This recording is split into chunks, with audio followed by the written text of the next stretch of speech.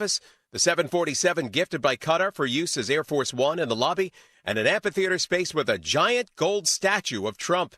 It also hints the project could double as a hotel, something Trump has confirmed, calling the design beautiful. Trump says construction would not begin until after he leaves office. Dave Packer, ABC News. That's the latest news. Traffic and weather up next. I'm Mason Fleming, WTN News.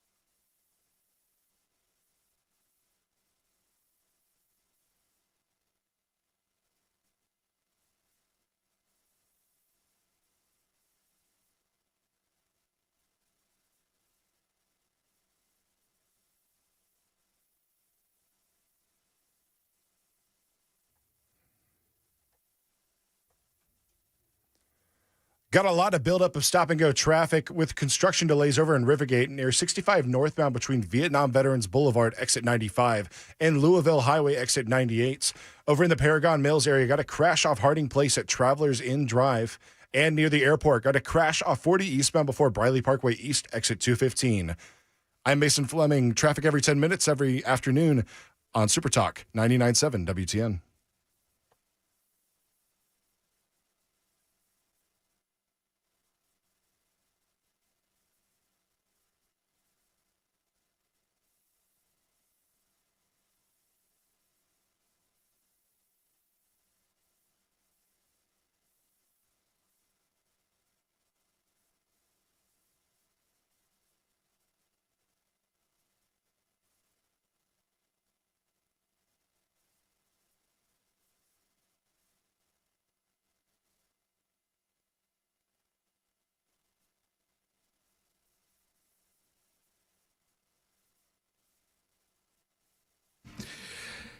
Hello, friends. Welcome in, one and all. It's the Matt Murphy Radio Show underway for another day, 7 minutes after 3. Happy to be with you. Thank you for being with us. It is Wednesday. It is April 1. Believe nothing that you see on social media today. Really, you shouldn't believe anything that I say either, because I'll lie to you any given day, especially on this April Fool's Day. You can find us on a variety of platforms, no fooling. We're on 99.7 FM on your radio dial. Take us wherever you'd like to go on a variety of different apps. You know, if you download our own app, Supertalk 99.7 WTN, it'll pop up there. You can put that in a folder on your phone and take us wherever you go, on your smartphone, on your laptop, whatever. You can also find us on TuneIn, Spotify, iHeart. Those are just a few of the various applications where you can find Supertalk 99.7 WTN in the audio format. And then there's our video piece. That's right. Talk TV is up and running. YouTube, Facebook, Twitter, Twitch, Rumble. YouTube, Facebook, Twitter, Twitch, Rumble. You're invited to be a part of that. And if you're watching Talk TV today, you can see what Jackson Williams has described as my butt chin. That's not what Jackson said, but I can't call it what he said it was. And I don't think it's very fair, and I don't think it's accurate, more importantly. I'll take the insults, Jackson, but I ask that you are accurate in the manner in which you insult me. So I am, for the first time in a long time, I'm completely clean-shaven, at least. Well, I've not cut off my hair yet, but maybe that's tomorrow. You never know. Buzzed head? You never know. You never know, Mason. You never know. Speaking of never knowing, can I see these capri pants that I've been hearing about all day, or what? In the break. In the break? You're not going to bring them in here? I mean, you want me to walk all the way around right now? Yeah. I'll do it. I sure do. You want me to bring them in? Mason Fleming is very ably and, Mason, you're doing a great job over in the newsroom, and we appreciate you slipping in for Jay Harper, who was in for Ken Weaver.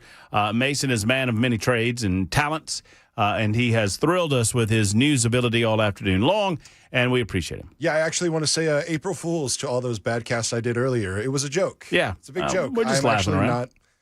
Not doing a bad job. It was all a prank on you guys. Yeah, we're just having a good for time. the rest of the show. All right, were the capri pants prank as well, or is this a fashion statement? Yeah, I actually wanted to make Chris laugh as hard as I've ever made him laugh unintentionally. I don't think I've ever seen Chris change more shades of red than I did this morning when I came in to check on him working without me this morning. I believe that I've seen you wear these pants before. I have worn these pants before. Yeah. And it's I just don't think I was filling in on Chris's show. It's a jolt. When I did it last It's a time. jolt. Yeah. I mean, last time I wore these pants here, I made a statement to myself that I would not wear these pants again. Look, you do you, man. You do you. Everybody told me that I would look awful when I shaved my facial hair off, and I did it anyway, right? So you do you, and you be your own man. Yeah, I was filling in Jackson earlier. I had no clean pants, and so I grabbed these thinking they were a normal pair of jeans, forgetting that I had buried these in the bottom of my drawer. Proceeded to put them on and was like trying to roll them down and realized they didn't roll any further. Going, why are my legs so breezy? Was the statement I remember thinking. What this was morning. the and I look, I don't judge. I don't make a matter of taste a matter of fact. And if you want to wear capri pants, that's up to you. You want to wear a skirt, more power to you. Just have at it. But what was the thought process behind the purchase of the capri pants? Not purchase, creation is a better. So you built the pants. These pants I bought, they were all like cut up. They were the ones with pre-put holes in them, and I was like, well, they look kind of rugged. Not rugged. Rugged's the wrong word. Rugged. They look rugged. They look torn and worn. And so I was like, well, I could remove the bottom of these, and they could be in the spring transition stage where it's still cold outside, but also kind of hot during the day.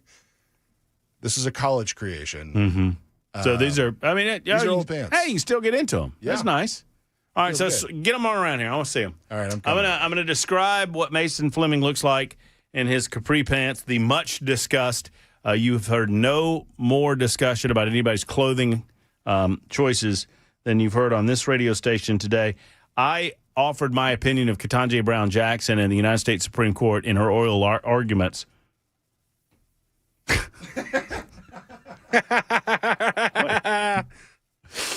No, I've not seen those. I mean, you know what I told him? He looks like Huckleberry frickin' Finn. You look like you're going on down to the fishing hole, and you know what? Because he told me it was the only pair of clean pants I had. I said, buddy, you might just want to wear dirty pants next time. Yeah, I think you would have been better off with dirty pants. I think you would have been better off just wearing your drawers.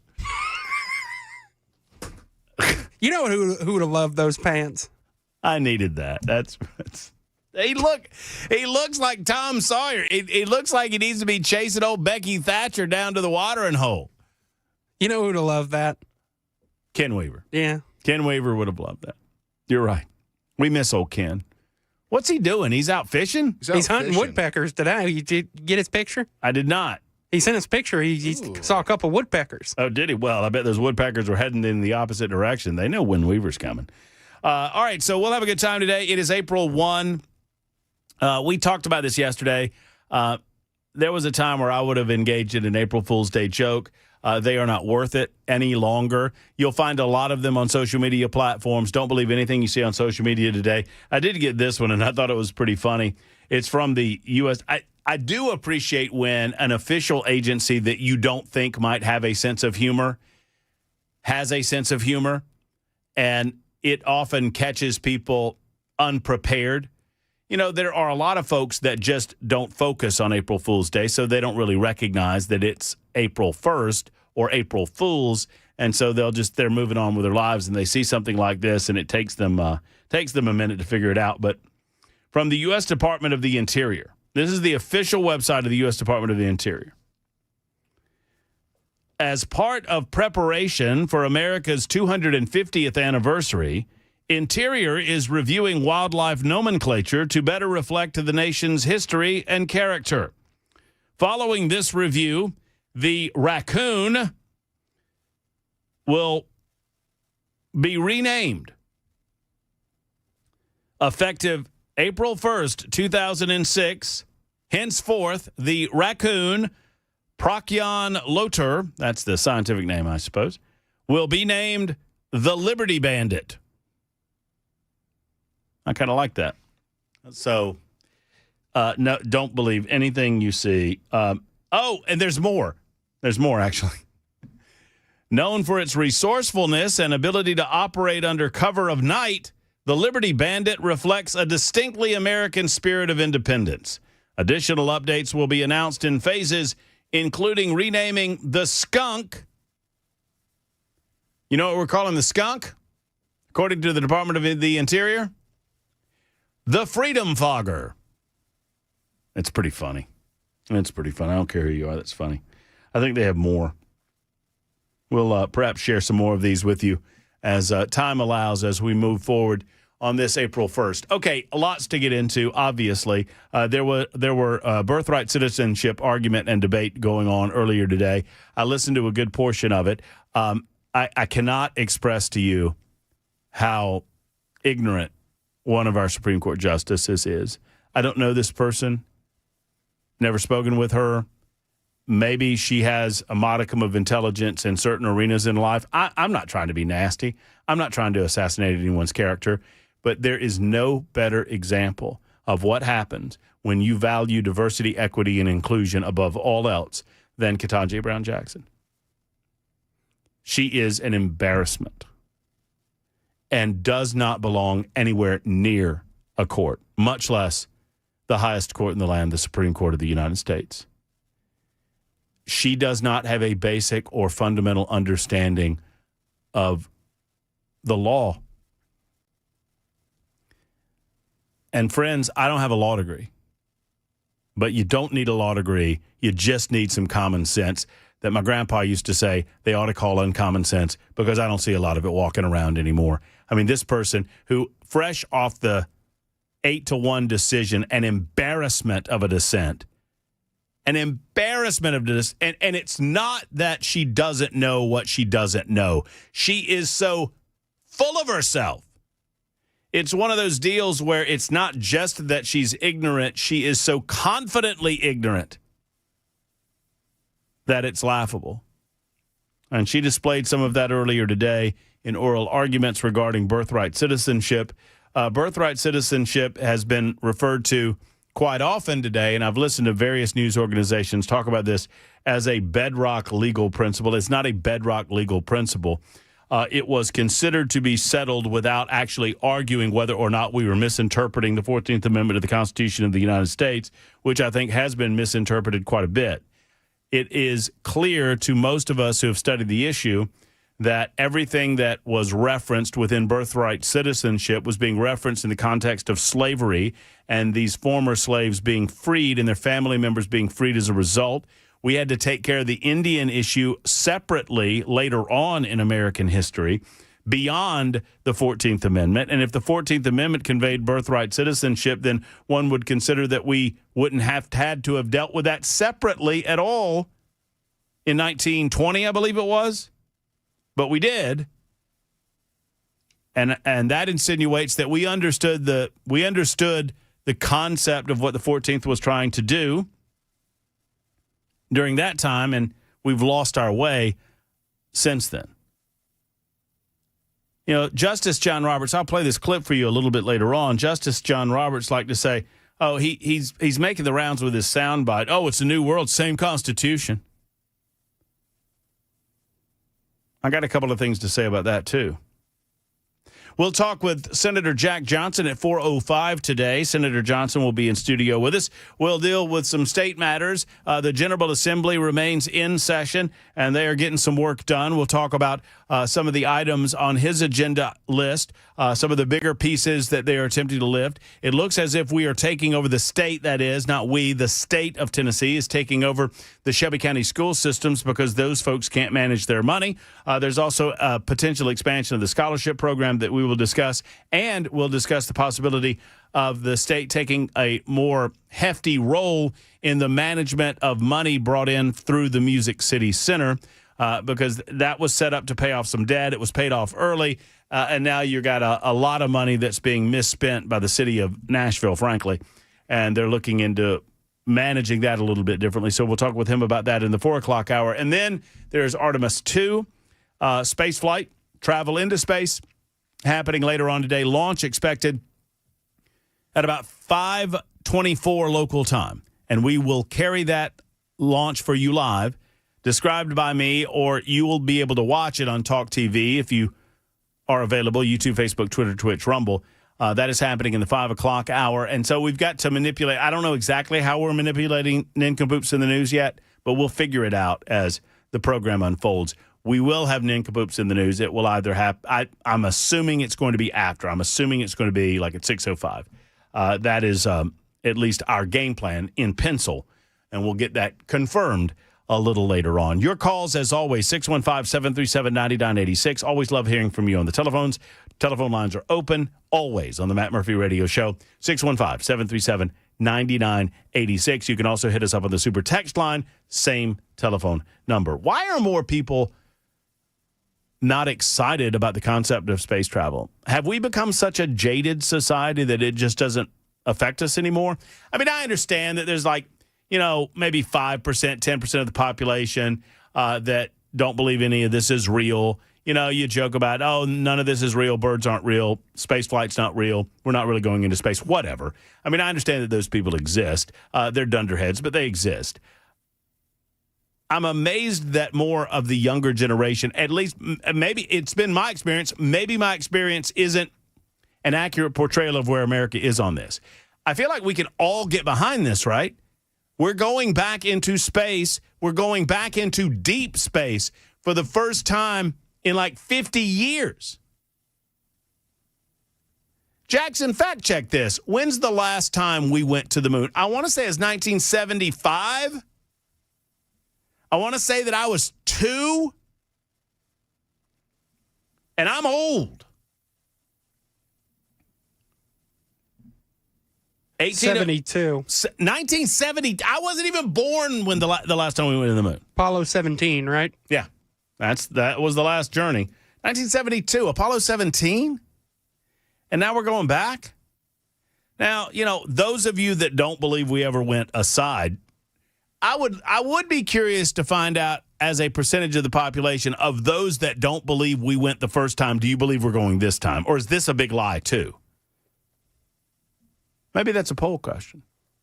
Maybe they're filming this one on the set of The Rookie. Maybe. Or maybe they're filming it in downtown Nashville. It can't be any more unrealistic than that crap they film for Nashville 911. Or is it 911 Nashville? 911 Nashville. Pardon me, Jackson. I know it's your favorite show. No, it is actually, I had an opportunity where I had some time last night and I thought about catching up and I didn't. You got to watch E's episode. I know. I got to make it to which one? I might just watch that one to see Miss E. It's the one where they're in the accounting office and the lady dies and they don't know that she's dead, and then they have to respond and they find out that she's dead. Oh, yeah, spoiler alert. Well, I'm not telling you the big moment where everybody freaks out. And if you pause the video, you can see E.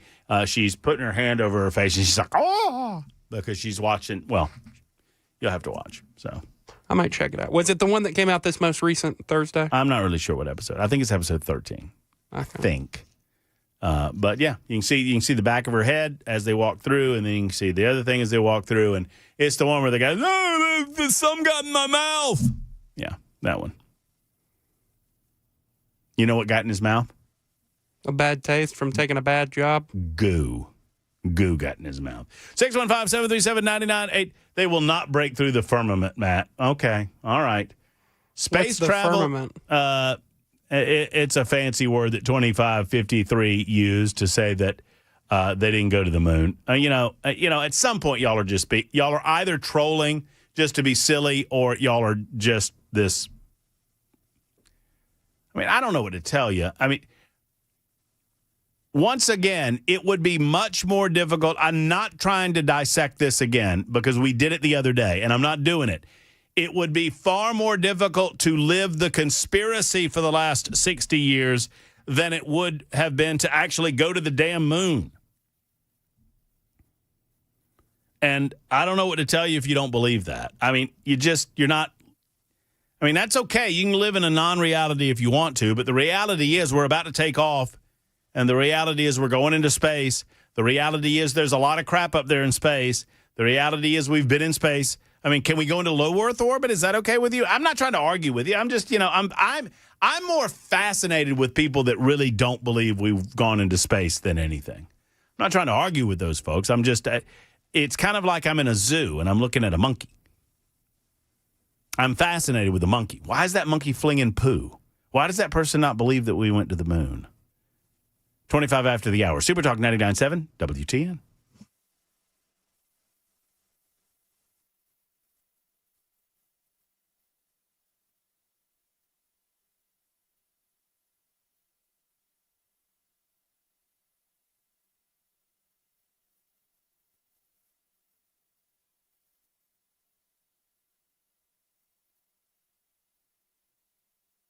Hello, friends. It's Matt Murphy for Savory Spice. One thing we can all agree on, food is better when it's spiced properly, right? Well, where do you get the proper spices? I would suggest you get them from Savory Spice. Savory Spice is located in Franklin. When you get to the square, you'll see Gray's Pharmacy. Right beside Gray's Pharmacy, that's the beautiful Savory Spice. You walk in, you'll smell the delicious aroma. You'll smell Italian seasoning and oregano. You'll smell cinnamon. You'll smell nutmeg. You'll smell all kind of different flavors and smells. And you'll see the salts and the peppers and the seasoning blends and the different spices from around the world and from right here in the state of Tennessee.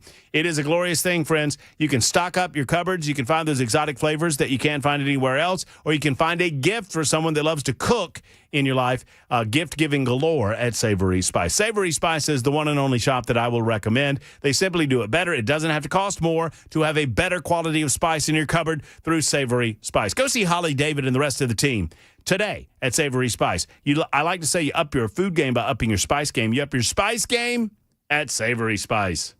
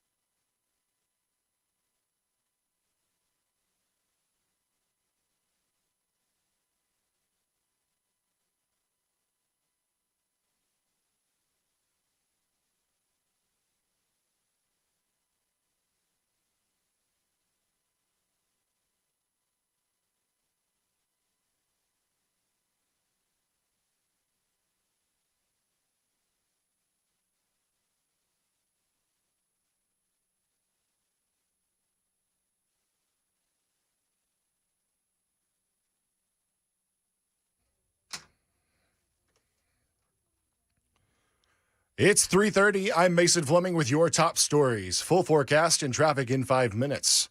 After weeks of gridlock, GOP congressional leaders say they've now agreed on a plan to fully fund the Department of Homeland Security despite Democrats' demands for reforms at ICE.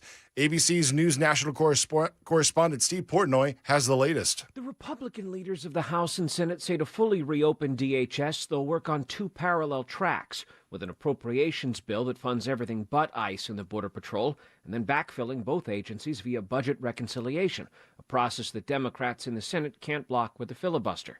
That's the same process the GOP used last year to pass the tax and spending package that became known as the One Big Beautiful Bill. President Trump says he wants this new reconciliation bill on his desk by June 1st.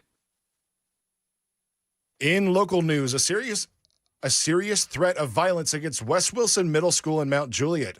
Channel 4's Joylyn Bukovac reports the threat was delivered through an automated message to the police department's Advanced Response Communication Center. Police say they did loop in the Wilson County Sheriff's Office once they got this violent threat, and they also looped in the state Homeland Security officials as well. Right now, there is a coordinated response in place with additional officers assigned specifically for school safety. A big police presence was at Mount Juliet schools today. Anyone with information about the person making the threat is asked to call police.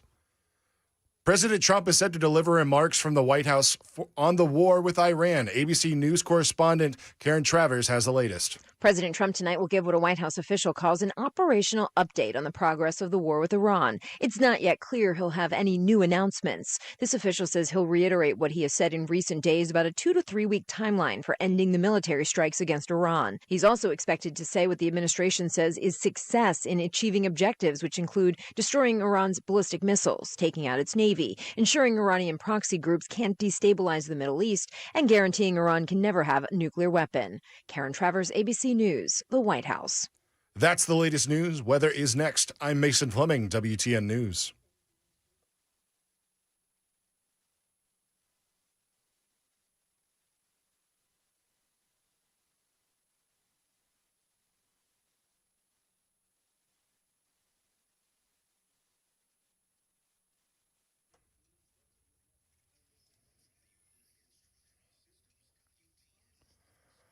All right, on our roads, got a crash in Brentwood with the left shoulder blocked off 65 southbound near Concord Road, exit 71. Over in the Paragon Mills area, we're still dealing with that crash off Harding Place at Travelers Inn Drive. And in Brentwood, got two accidents, one an injury crash off Concord Road there that I just mentioned, and the one in Old Hickory Boulevard off Franklin Pike. I'm Mason Fleming.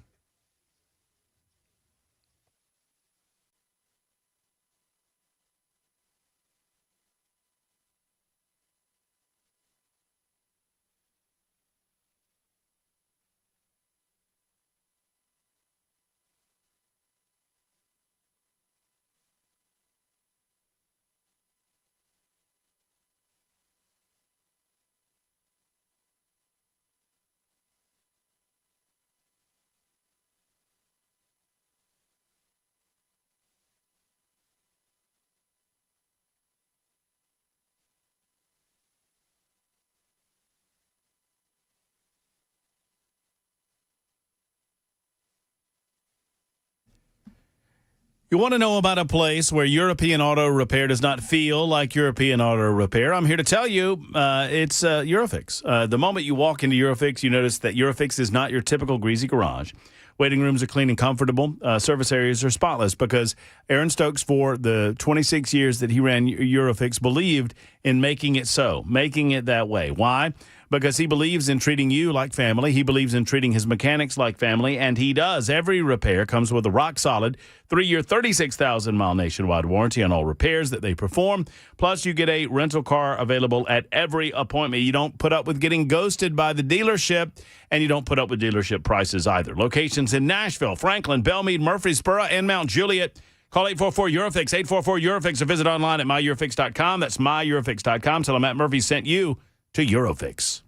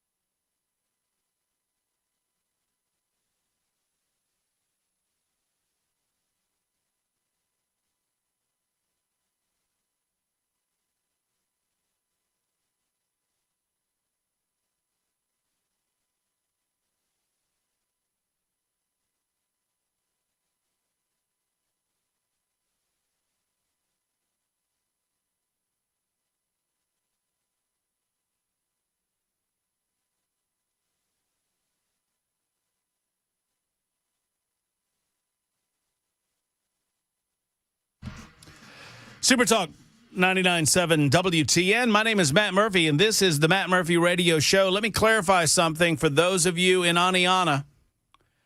I did not say that people that don't believe in the moon landing are like monkeys. I said that I enjoy observing people that don't believe that we have ever been to the moon in the same fashion as I enjoy observing monkeys. So I'm not saying you are monkeys. I'm saying that I derive the same level of pleasure engaging with you in the same fashion as I derive pleasure engaging in the monkeys at the zoo. I'm fascinated by you. I'm fascinated by your position. I'm fascinated the amount of trouble that you take to prove your position. I'm not being snotty or smarmy. I'm being genuine. I'm being honest. It fascinates me the number of people that genuinely do not believe that we've been to space or that we've been to the moon. You think we've been to space? I do. I believe that we have been to space. You got to open your eyes, man. I'm also fascinated with the number of people that are fascinated by my clean-shaven face. I'm getting hit up by people I haven't talked to in a long, long time. Look at that. Who's that? Guest host. Hello. So whenever I inception you, I'm going to make sure to put an idea in your head that you should never shave your full face again. What, you don't like it?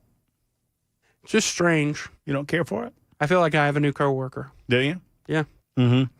You want to tell everybody what you said about my chin earlier? It feels like you've lost your edge. My edge? Like what? Like I'm Samson and Delilah has shaved my head? Yeah. Maybe I don't see. The quality of this radio show was hair, chin whisker dependent. It feels like you didn't have rant pants, you had rant chin whiskers, and now the rants aren't going to come off. I don't see a good rant coming out of that. What, coming out of this puss? Just going to let that sit there. Being an older school term for Matt. Y'all, Jackson doesn't know that is an old school Bugs Bunny way of saying mouth. Jackson reverts to 8th grade when I say that. David is next up, wants to talk about the moon. Hey, David. Hey, how's it going, Matt? All these years, I finally get to talk to you. Yeah, good to talk gracious. to you. Yeah, I lived them days, and the people that don't believe it, it's more so they can't imagine it. This is the way I look at it, because I've questioned a lot of them here and there, and I've explained to the younger generations, and even some getting near to us, and they just can't believe we had that kind of technology now that they got all these little gadgets in their pocket and their hand. Yeah. But and by the way, the space time they announced.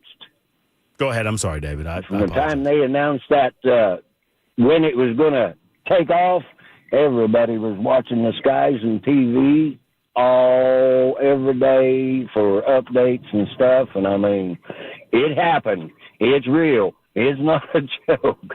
And some of the best times of our life and best times in the country was the bicentennial in the 70s. After that, somewhere around 80, things all went crazy. But, yeah, I don't know if people's monkeys or not, but I'm just trying to help them understand it. But well, I didn't call people monkeys. I said that I enjoy engaging with people that don't believe that we went to the moon in the same way that I enjoy watching monkeys at the zoo. Right. And I stand by that. I didn't call them monkeys. You referenced monkeys. I just compared them to monkeys, right? It's something to watch a monkey and some of the things they do and a few other animals. But, yeah, I didn't mean to try and put words in your mouth. No, it's all good. No, it's all good. It's all good. Well, I'm excited. I'm excited about it. I'm fascinated by it. The countdown is on. It looks like this launch is going to go forward. We got 4 space travelers. I'm looking at them up on monitor number 1. And, I'm insanely excited about what's going to happen later on. 1313 says we might need to start calling you Dimples. Okay. You can call me anything you want. Just don't call me late for supper. 41 after the hour. Real quick, I want to talk about this Rutherford County librarian because I'm a little bit confused regarding this story. I don't understand what she doesn't understand about the rules, and I don't understand what she doesn't understand about the First Amendment. So if you've not heard this story, we've been talking about it all day in the news department. I don't know if any of the other shows, Dan or Chris or Chad, discussed it. The board of directors for the Rutherford County School Library System terminated the employment of Director Luann James, who oversaw all 5 libraries overseen by the board, because she refused to comply with its March 16th decision to remove several pieces of literature from the children's section to the adults section. So these were LGBTQ whatever pieces of literature that were being moved from the children's section of the library into the adult section of the library. Not removed from the library, not banned. James was fired in an 8-3 vote despite a video captured by local news reporters and posted to social media showing her fans shouting their support for the librarian as she prepared for termination for her refusal to move 132 books containing controversial material. The decision to terminate James followed her refusal to comply with the board's March 16th vote, ordering her to move the books, and her March 18th email notifying the board members that she was considering moving the books she considered moving the books a violation of her ethical obligations to the American Library Association. Moving on here, the story's coming from the Tennessee Star. It says the agency published ahead of the meeting confirmed the board planned to consider disciplinary action against James up to and including termination. James wrote in her letter, "My duty to protect public access is not merely a personal opinion. It is a core tenet of the American Library Association's Code of Ethics. As an arm of the county government, the board cannot legally limit the public's access to materials owned by the people based on the content of the ideas expressed within them." Okay, let me make real clear what this person, I'm going to try to be as pleasant as I possibly can. Her argument is basically that children should have access to pornography. That's her basic argument. Tell me I'm wrong. She continued, "I will not comply with the board's decision to relocate these books. Doing so would violate the First Amendment right of all citizens of Rutherford County and myself." She claimed that abiding by the March 16th decision would, quote, "compromise my professional obligation to oppose government-mandated viewpoint discrimination." Okay, you are so wrong, ma'am, I don't even know where to begin. So your argument is that children, not grown-ups, because they're not removing these books from the library, they're moving them to the adult section. Your suggestion is that children should have access to anything that grown-ups have access to. Tell me where in the First Amendment it says that. Tell me where we have not limited access to young people and young minds for things or limited them to material that we allow adults to read or adults to see. Your suggestion would be that we should have allowed them access to pornography? Ma'am, pornography is legal in the United States of America. It is legal to possess a video or photographic material showing 2 consenting adults engaging in sexual activity. But we do not allow our children to see that, nor do we give them access to seeing that at our public libraries. Why is that, ma'am?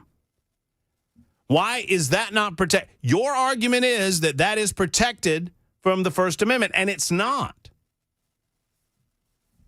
We shield children from inappropriate material all the time. So I don't know what exactly or what the genesis of your argument is, except that you demand that they are exposed to LGBTQ. And look, the nature of the books doesn't matter. If a parent wants their children to see this material, all the parent has to do is buy the material. If the parent wants to see this material, all the parent has to do is check the material out themselves and have their children see the material. This is not denying access to this material for the child. It's just involving the parent in terms of whether or not they get access. The point is that the state should not be there to provide access to material that parents perhaps would not want them to have access to. They can have access to the material as long as the parent is involved. Once again, in other words, go and check it out yourself and let your kid read it if you want, or go buy it from the bookstore and let your kid read it if you want. No one's banning these books. No one's removing them from the library. They're being removed from the children's section. Your point doesn't make any sense, ma'am, that you should deny parental involvement and allow access for the child to these materials that the parent may or may not feel is inappropriate for their children. That doesn't make any sense. That's a state takeover of the raising of my kids.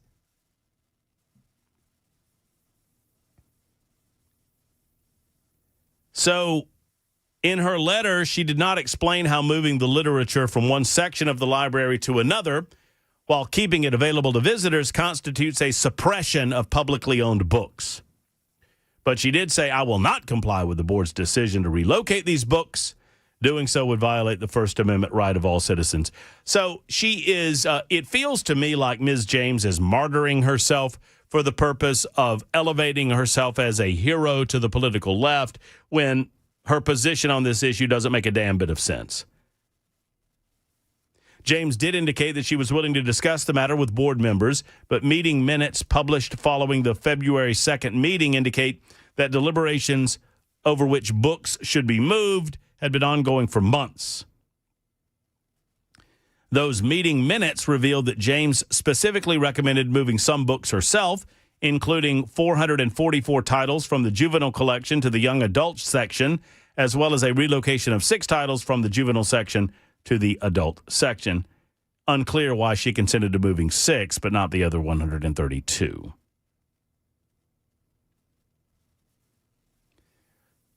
Any thoughts? 615-737-9986.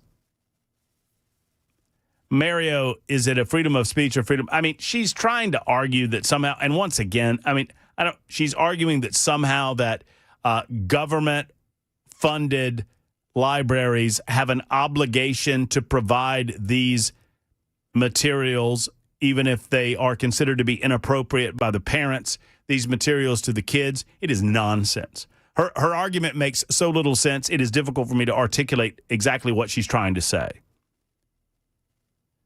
Number one, these are not being removed from the library. Number two, there are plenty of materials that are available in American life that are not available at our public libraries. I mean, I would assume that if we go to the public library today that we would not see pornographic material on the shelves. Are we going to see Hustler or Penthouse on the shelves of the public library? I doubt it. And if we do see them within the public library, and maybe in some they are going to be in a secured section unavailable to young prying eyes. Why? Because we recognize that there are certain materials that should be made unavailable to young people. Pornographic materials being one of them, or potentially LGBTQ material. Some of these texts are innocent enough. They bring up homosexuality and whatever. Some of them I could not read to you on the radio. That's how inappropriate they are. Stephen wants to talk about space exploration as we line him up on the Murphy Show. Hey, Stephen, what's up? Hey, man. Yeah, I don't know. I'm not trying to ruin the mood or anything, but I've never really understood why everybody gets so excited about going into outer space. I've never understood it. To me, it's like a waste of money. I don't get it, man. It's like, what is so exciting about that? We can put a man on the moon, but we can't find a cure for cancer, kind of type. Yeah, thing, we can't find a cure for death either. Right. Yeah, that's true. But I mean, all this time and money spent on SpaceX, and I understand. I love inside of the Earth exploring. That's a whole different thing. But I just don't think there's nothing out there for us, man. I think that we are created of this earth, in this earth. This earth is our home, and everything we need is in this earth. All the air, all the water, all the sunlight, and everything else we need. I just think they're making a big, long mistake, spending millions and billions of dollars and spending all this time thinking that they're going to have a group of people living on Mars one day or living. It's just not possible. We're not supposed to be in outer space. Do you like? All right. So, do you like? I mean, if we can talk about this, Stephen, I can try to convince you that there's some value if you're willing. Oh, I hope. Do you like your cell phone? I do like my cell phone. You know, the space program's why you have it. The space program came up with CMOS image sensors. They came up with scratch-resistant lenses, both of which make cell phone technology possible as it exists today. Well, I mean, it probably could have been done without space program eventually anyway, because everything in a phone is from inside of this Earth. Stephen, it could have been, but it wasn't. It's just in a different form. The development of technology came about through the space program. That's all I'm saying. You know, I mean, Velcro is a great example. It's the easiest one, right? Velcro. I mean, you laugh. Velcro came from a plant. Did you know that? The use of Velcro technology came through the space program. Oh, well. What plant did Velcro come from? I don't know. I heard a story online. Some guy was telling a story about the beginning of Velcro.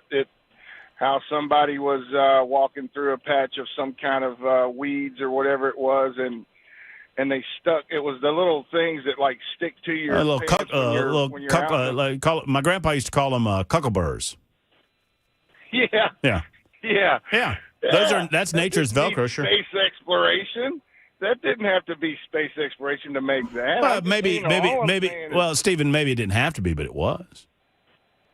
It's not going to work out, I'm telling you. And they can try to go as far as they want to go, but really they're not ever going to be able to go that far into outer space. You don't think if you don't mind my asking, Steve, I mean, you're a good friend of the show, and I appreciate the difference of opinion. I'm not fussing at you, but are we about this? I'm 52. Are we about the same age? Yep, I just turned 50. Okay. You know, I think you and I, God willing, if we live a full life, I think we'll see people explore Mars. Well, I hope not. I just think it's a way. Something bad is going to happen. I'm just telling you, we're going to lose a whole lot of people. Let me ask you this: you say that the space program is a waste of money. We waste money anyway. Well, yeah, but not the amount that we've given NASA and all this. Oh no, we waste way more money on stupid stuff than on NASA. Way more on entitlement programs and foreign aid and you know. Yeah, we need to cut all that. And how fast can the shrimp go on the treadmill and all that kind of garbage? Yeah. Yeah, it's a waste. It is. It really is. But I'm just saying that the people are going to get killed. They're going to die. America, with your attitude, Stephen, America would not exist. America would not exist. No, I'm space exploration within this world is fascinating. So you like deep sea exploration? You dig that? Yeah, 100%, man, 100%. You don't look at space exploration and deep sea exploration like it's the same thing? No, it's just a waste. It's just a bunch of people that are wanting that are. You ever use Stephen? You ever use a microwave? I have. You like it? Not really. Oh well. Thank NASA. I can live without it. Thank NASA. Well, I can live without it. Lasers, infrared lasers. Thank NASA. I just hope they don't. I just, But by the way, I could make a strong argument that we wouldn't have laptop computers without NASA. Strong argument. No, we would. We would. We really would. Okay. Well, I think my argument. Well, I appreciate the perspective, Stephen. I mean, Stephen says to hell with space. We don't need space. We don't need exploration like that. What do you say? 615-737-9986. Back in a moment.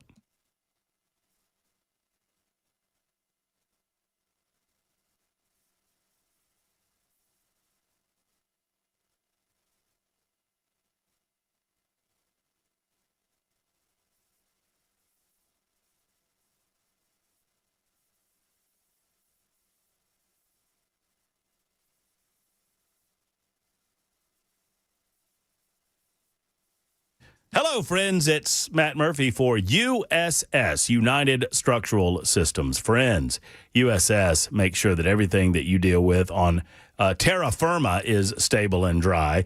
And, you know, we might debate about space, and I appreciate the debate with Stephen. I really do. But we don't debate about this, that if you don't feel like your foundation is what it should be, it's tough to have peace of mind. It's tough to get enough sleep at night. Friends, I encourage you to hook up with USS. If you're not sure, if you think that maybe you have a foundation issue, maybe you smell that weird smell coming out of your basement or your crawl space, perhaps it is time to get with USS. USS simply is trusted by homeowners and has been since 1994. They are your local resource when it comes to keeping your home stable and dry, and they guarantee their best. Over 30,000 people like you have contacted USS for an inspection that is of no obligation to you, a free inspection. Call United Structural Systems, 615-488-7855, 615-488-7855, or USSTN.com.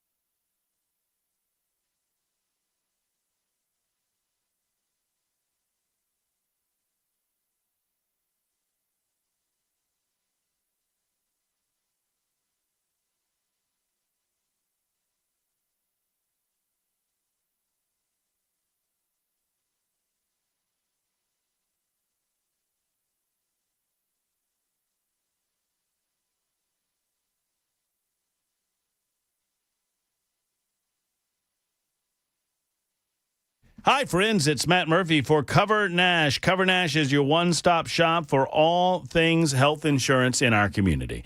Cover Nash can help you. And don't believe these guys that tell you that, well, there's no way to get this done because we simply, we're out of, you're out of open enrollment. That's what they tell you. That, insurance companies like to say that a lot. And Shane Ring is like, you know what? Obviously, there are different ways to crack this walnut open, and there are different things to do, and it is not the case that you can't do, quote, anything during this period of time. If you're dissatisfied with your insurance, if you're self-employed or uninsured, or you're just tired of paying too much, you can make changes. Shane can help. Cover Nash is the resource. Go to covernash.com, covernash.com, or call 615-465-0023, 465-0023. Friends, it is all about health coverage on your terms, not on the terms of the government. It is time for you to stop playing by Washington's rules and play by yours. Contact Shane Ring. He's your personal health care concierge.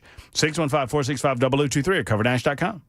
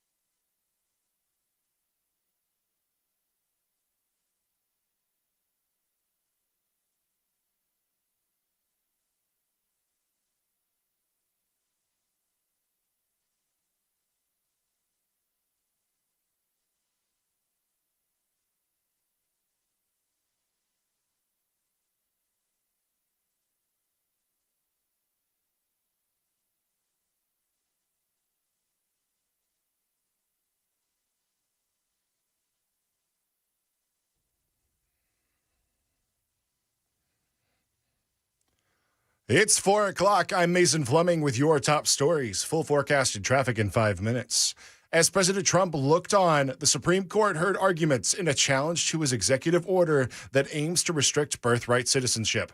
ABC News national correspondent Steve Portnoy has the latest from Washington. Administration lawyer John Sauer pointed to what he called birth tourism. 8 billion people are one plane ride away from having a child who's a U.S. citizen. Chief Justice John Roberts asked, "Do you have any information about how common that is?" It's a great question. Sauer said no one knows for sure. Even when it came to immigrants here illegally, the court's conservatives seemed skeptical of Sauer's arguments. Trump appointee Neil Gorsuch asked him, "Why wouldn't we, even if we were to apply your own test, come to the conclusion that the fact that someone might be illegal is immaterial?" Stephen Portnoy, ABC News, Washington.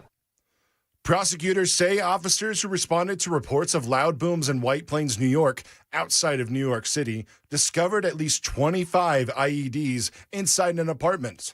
The resident of the apartment, 65-year-old Raymond Elders, is charged with using a weapon of mass destruction in connection to 2 improvised explosive devices that went off early Monday. Some residents say that they have been hearing explosions in the neighborhood for months. This woman lives in the area. I thought, again, it was the transformer until we saw the police and then the FBI. Then I was very concerned. And they had markers all over here. And the day that explosion happened in the middle of the street, I remember walking my dog and seeing nails around. A federal judge in Philadelphia allowing the Trump administration to collect information about Jewish employees at the University of Pennsylvania. That's despite the objection from the students and faculty groups. ABC News chief investigative correspondent Aaron Kotersky has more. The judge saying the administration had an understandable purpose to find out if Penn's Jewish community experienced or witnessed anti-Semitism in the workplace. Now, the Ivy League school said it does not keep lists of employees' religions. And while committed to confronting anti-Semitism, the school said requiring Penn to create lists of Jewish faculty and staff and to provide their personal contact information raises serious privacy and First Amendment concerns. And a big update for some people's favorite candy. The descendant to the inventor of Reese's Peanut Butter Cups has successfully gotten the company that owns the candy to go back to the original formula. Brian Reese, whose grandfather invented the Reese's Cup, urged Hershey, the parent company, to go back to its formula of basic chocolate and peanut butter. Most peanut butter cups already had the original formula, but a few variations did not.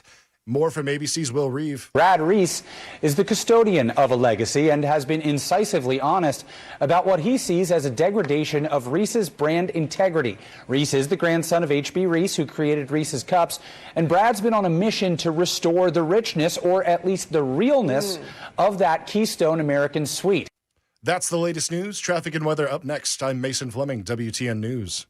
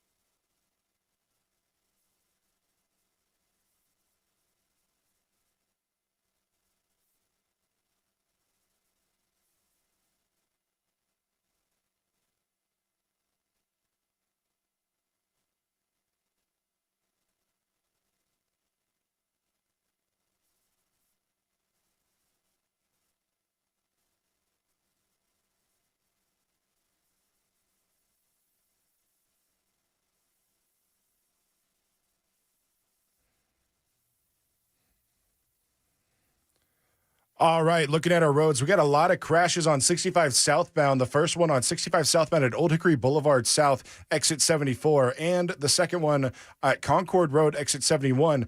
Got a crash with the right shoulder blocked and the left lane blocked, respectfully there. In Woodbine, got a crash off Thompson Lane west of Nolensville Pike, causing a lot of backup.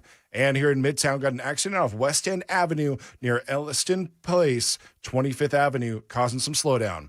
I'm Mason Fleming.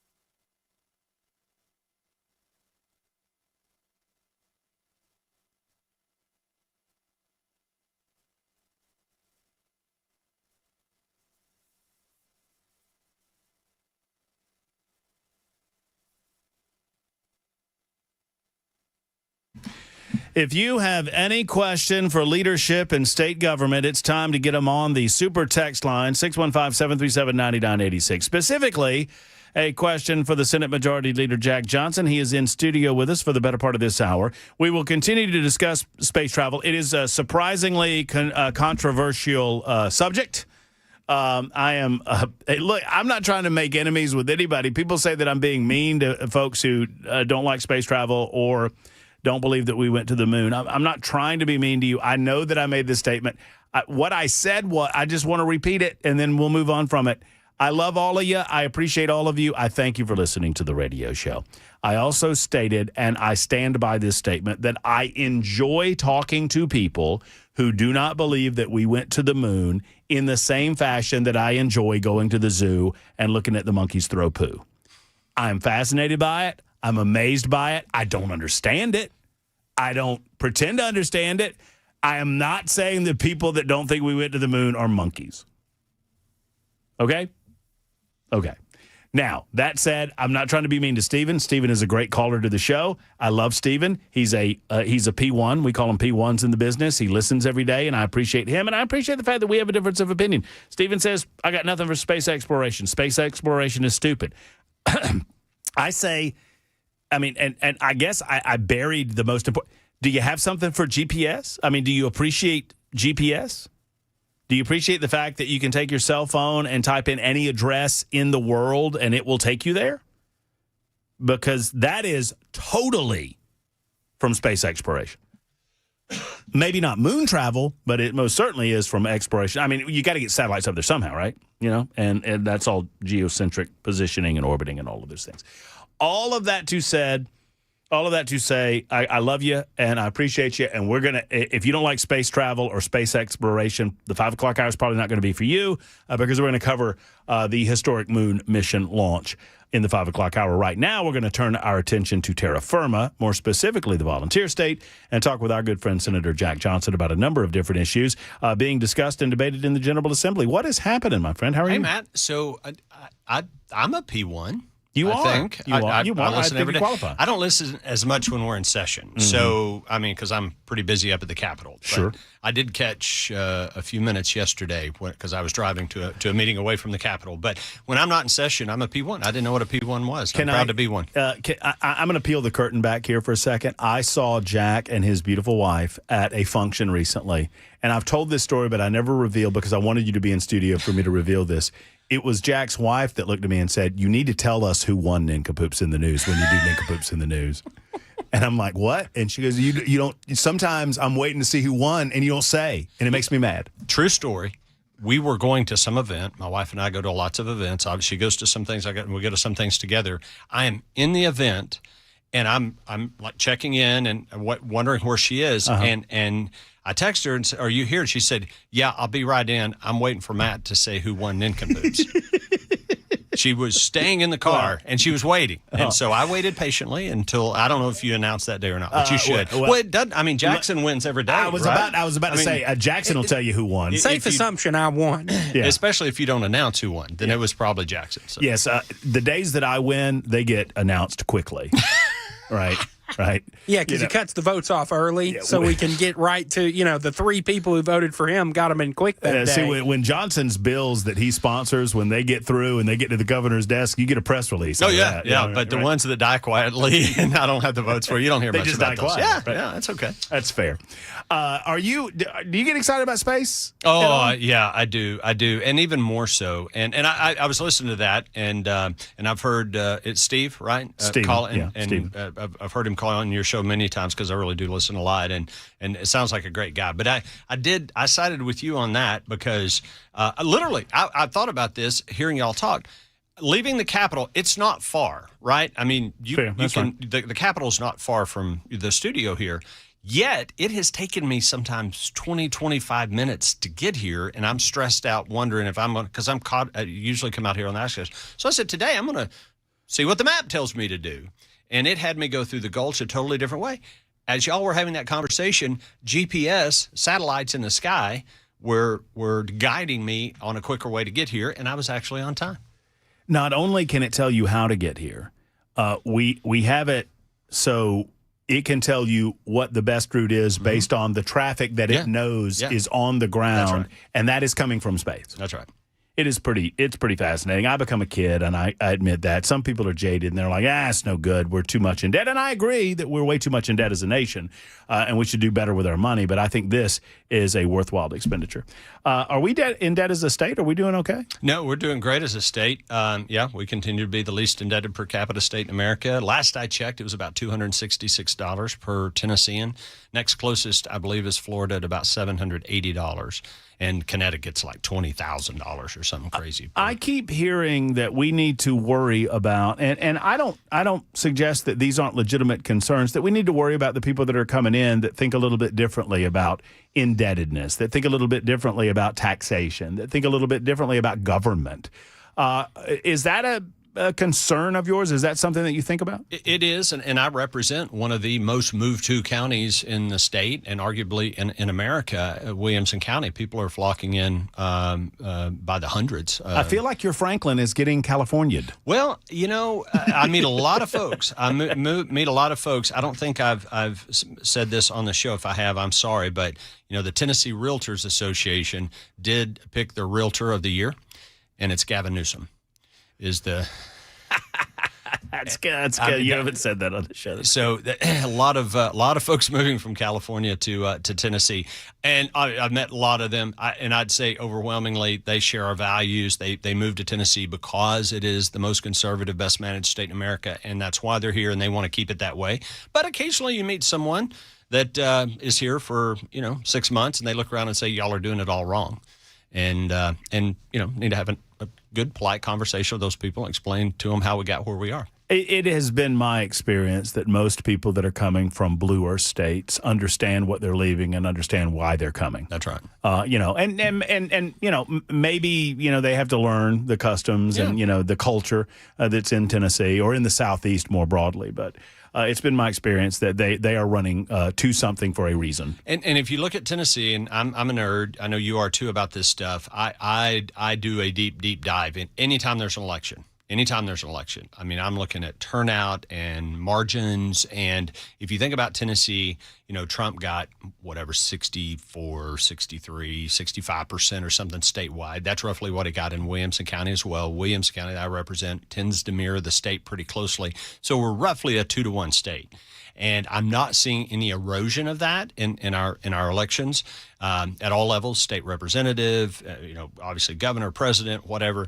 But it is important to pay attention to those things. Are there some liberals that are moving here from New York or Illinois or New Jersey? Yeah.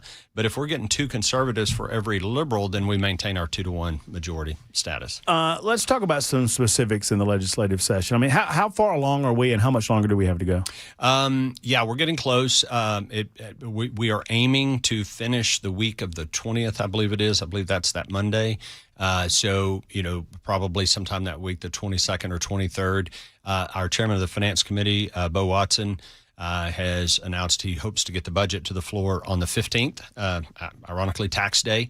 And if we're able to get that done, then when we get the budget to the floor and get it passed, we're usually about a week out.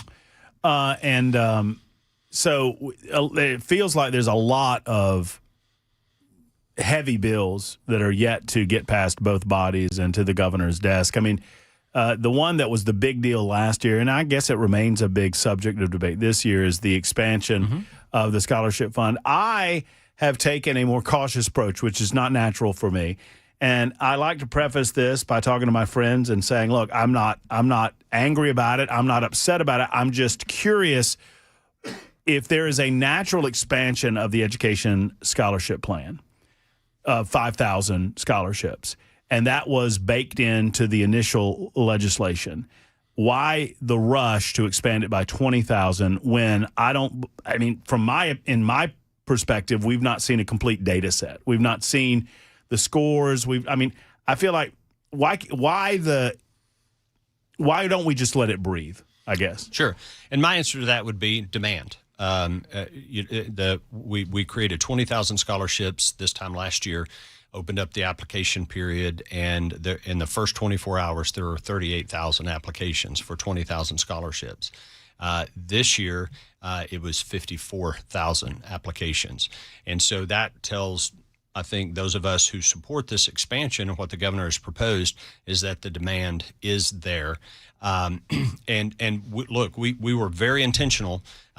Some opponents of school choice, and I know you've always been a proponent, and I think your question is very fair about being thoughtful about the expansion, and I'm the sponsor of the bill to expand it by 20,000 scholarships.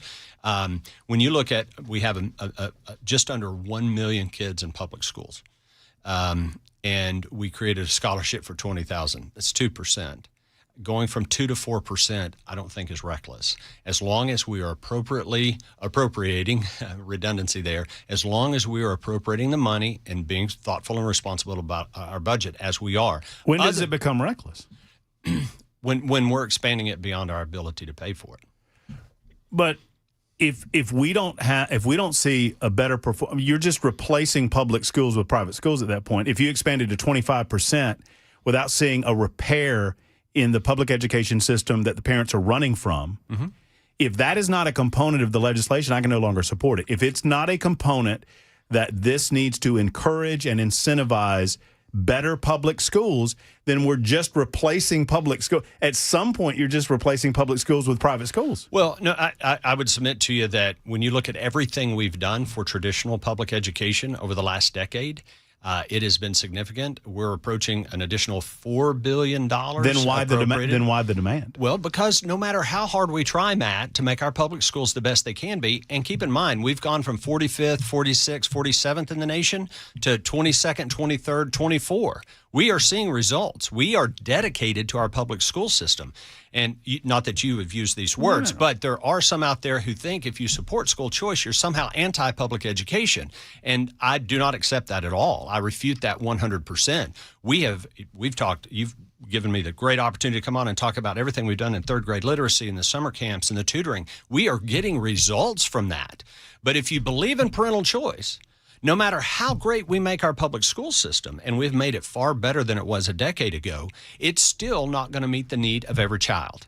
And I do not think it's irresponsible or reckless to go from 2% to 4% of those families to give them an option if the public school they're zoned for is not meeting the needs of their child. But I understand what my concern is that I supported the Education Freedom Scholarship for two reasons. Number one, that I believe that parents should have those opportunities to choose. Number two, I believe that more competition in this arena incentivizes better public education. And if I can't get piece number two on board, so at some point it has to cap out because someone has to defend the taxpayer dollar. And bottom line is, if we're flooring education spending at last year's levels and we're spending an additional $7,000 every time one of these scholarships moves out, there has to be a natural cap somewhere. Is it 10%? Is it 15%? Is there a natural place where you would suggest the scholarships have to cap out? Otherwise, the taxpayers are kind of paying twice for for the same educational opportunity. Well, I would say they're not paying twice. If a child is currently in a public school in the state of Tennessee or is eligible, maybe a rising kindergartner, then the state, the average statewide, we're going to pay $7,500 for that kid to go to a public school. If they don't go to the public school and they get a scholarship, then that money is going to revert back to our TISA formula. So now there are some families y'all set a floor last year that you would not go under. We did, but 90 of our 95 counties are growing organically, and there is very little evidence of a single LEA school district in the state of Tennessee. There may be one or two or three that are going to go under that are going to go under. That's fair. So if you have 50 kids in a school system that use the scholarship, but you have organic growth of 100. The floor doesn't matter. Right. It only says if you experience net disenrollment in your system, we're going to hold you. And by the way, that's not just for the scholarship program. That's if it's a smaller rural area and there's a company that closes down that employs half the town, then we're providing that same kind of protection for them. Make me one final thought on the scholarship piece, because and I've discussed it with others in the past. I think Sapicki's talked about it, and I want to talk with you about it. The income levels in the new expansion, it's based on poverty level, and the I don't know the number, but the first go to 100% of the poverty level, then we go to 300% of the poverty level. But there's always an income dynamic in the second piece. I know that the second 10,000 of first year opened up to everybody. That's right. But in this new 20,000. You have those income restrictions in place for the initial applicants, and if the applications get maxed out by those income levels, then nobody else. Then they don't move on. Okay. They don't move on. A couple of things about that. Everything you said is accurate, although actually the first preference is for a child who's already receiving a scholarship. So you throw in that tranche first. So fair, and then you go if it's a new student. But I will tell you, I am adamantly opposed to that. I wish we had no income restrictions on it whatsoever, because I do not want to turn education into a welfare program. And I don't like progressivism. I don't like drawing a line in the sand that says if you make over this amount of money, you're penalized and you're not access to this. We're going to educate every kid. No, regardless of income, if they show up at a public school, they're going to get it. Now, so if the millionaires get in front, then that's great. Well, that's fine with me. I don't care if they're in front. What I'm saying is, I don't know how many millionaires are applying for this program, but what I'm saying is that a family who makes $200,000 a year and is taking care of a sick child, or maybe has a special needs child or a sick parent, and they live in Williamson County, that $200,000 is not the same as it would be in a rural West Tennessee county. So, but I'm beat on that. And so as passed, it does have the income provisions, but I would love to see it open to everyone. As a tax-paying citizen of Tennessee, I would just tell you that my position is that I want to help the children get the best educational opportunity possible. And if the parents have an ability to give them that opportunity without utilizing taxpayer dollars through the scholarship program, then that is on the parent. If they don't, that's when the state. That's my position. And if we disagree on that, that's fine. Yeah, well, that's just my position. It's just I don't like a progressive tax code. I don't like the fact that someone who makes X amount of dollars in Manhattan. Well, you already have one, because I don't have any kids, Jack, and I'm paying for the scholarship program, so you already have a progressive tax code. Well, that is correct. As a society, we've decided, and our Constitution stipulates, that we're going to provide a free education to every kid in Tennessee. And we have public schools all over the state that parent can show up and drop that kid off at the front door, and we're going to educate them, and the state's going to provide $7,500 for them. All right, we got to take a break, but for all of you that say that I suck up to Johnson every time he comes on, y'all go back to this interview, because that's a good back and forth. That's a good exchange on the scholarship fund. We'll get to some other things in just a moment. 26 after the hour on Super Talk.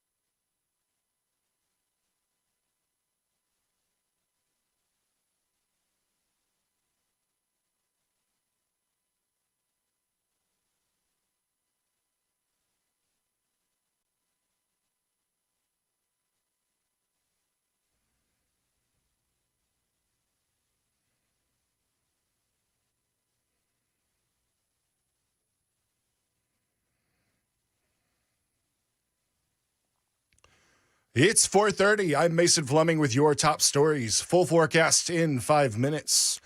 President Trump becomes the first sitting president to attend arguments at the Supreme Court as the justices heard arguments Wednesday over whether his order limiting birthright citizenship is constitutional. ABC's Devin Dwyer in Washington. It was a pretty dramatic scene inside the court to see the president there, just steps from the justices, sat expressionless, attentive the whole time, though he did get up and leave halfway through. The court did not acknowledge his presence, and it wasn't clear to me that he made eye contact with any of the justices, including the three that he appointed. New DNA testing has linked the unsolved death of a teenager in Utah in 1974 to an infamous serial killer. ABC's Alex Stone reports. Laura Ann Amy went missing Halloween night 51 years ago in Utah County after she left a party to go to a convenience store. Her body was found bound and beaten along a highway about a month later. Investigators have long suspected prolific serial killer Ted Bundy was her killer. Now, based on DNA, the announcement from Utah County Sheriff Mike Smith. We now have definitive evidence proving that Theodore Ted Bundy murdered Laura, and we can announce that this case is officially closed. Amy was Bundy's third victim in Utah. Alex Stone, ABC News. And last night in Rutherford County, a hotly contested public hearing over the future of the library director. Council members voted to fire the library director, Luann James. It comes after she refused to move more than 100 LGBTQ-themed books into the adult section. The vote was not unanimous. That's Channel 4's Marius Payton. These are children's books with sexual LGBTQ themes that were part of an order by the Secretary of State, Trey Hargett, requiring libraries to make an age-appropriate review of books. That's the latest news. Weather up next. I'm Mason Fleming, WTN News.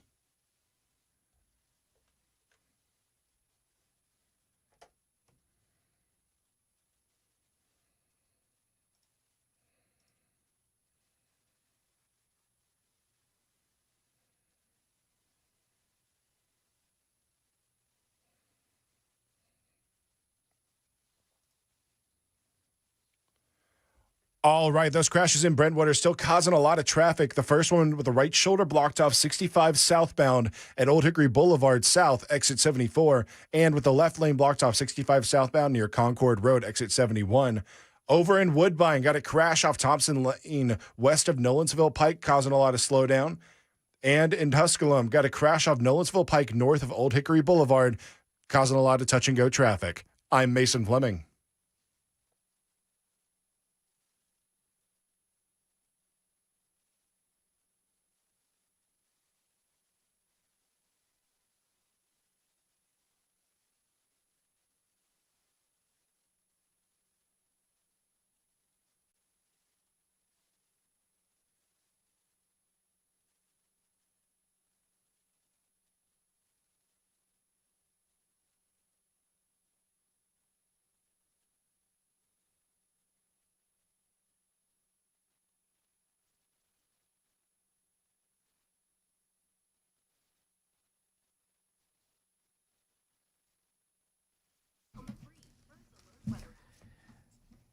You know what bugs me? Well, a lot of things bug me in life, and you hear about it for 4 hours a day, but bugs more than anything bug me. And when you talk about bugs, I mean, I can handle a lot of things. I can put a stink bug in my hand and throw them outside. I'm fine with that. But spiders, not me. I am the original arachnophobic guy, and I tell you, U.S. Pest is here for you. If you don't like the stink bugs, if you don't like the ladybugs or the Japanese beetles as they're called, if you don't like the spiders, if you don't like fleas and ticks that get on you this time of year, you need U.S. Pest in your life. J.K. and Erica Brister have grown this company by leaps and bounds since they took over years ago, and for good reason. They're simply the best when it comes to pest control in your home. Pest control, the purpose, well, you get the ick factor out of your home. Bugs come in, they want what's yours. When it's hot outside, they want cool. When it's cool outside, they want heat. They want your food more than anything, and they will do everything in their power to get it if you do not put up a protective barrier around your home to prevent that, and that protective barrier comes from U.S. Pest. Two things I say about J.K. Brister and Erica Brister: they are good folk. They love the United States of America. You see that on their billboards all over town, and they hate bugs. Call them today at 590-1260, 590-1260, or uspest.com.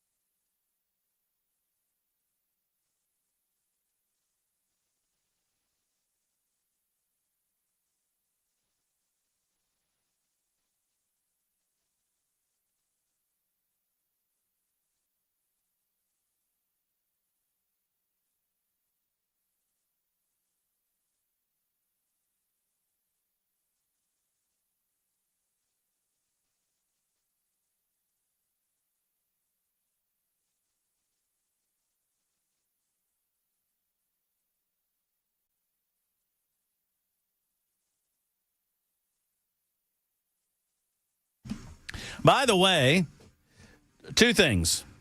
Well, I just thought of a third. I thought of a fourth one.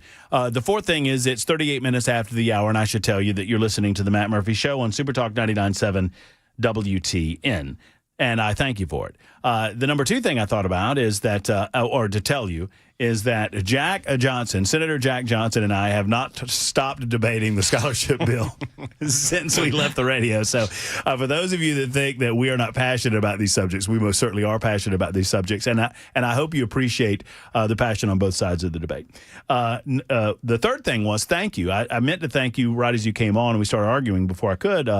Thank you to the senators in the General Assembly for having the sense to allow the freedom in this great state of Tennessee that if you want to own a pet raccoon and you buy one from an appropriate raccoon location licensed, that you ought not to have to pay the state all this money to get a licensing fee. Thank you for that. Well, you were the source of that legislation, and it's on its way to the governor's desk. I think it's passed the House. Has too. It passed? I think.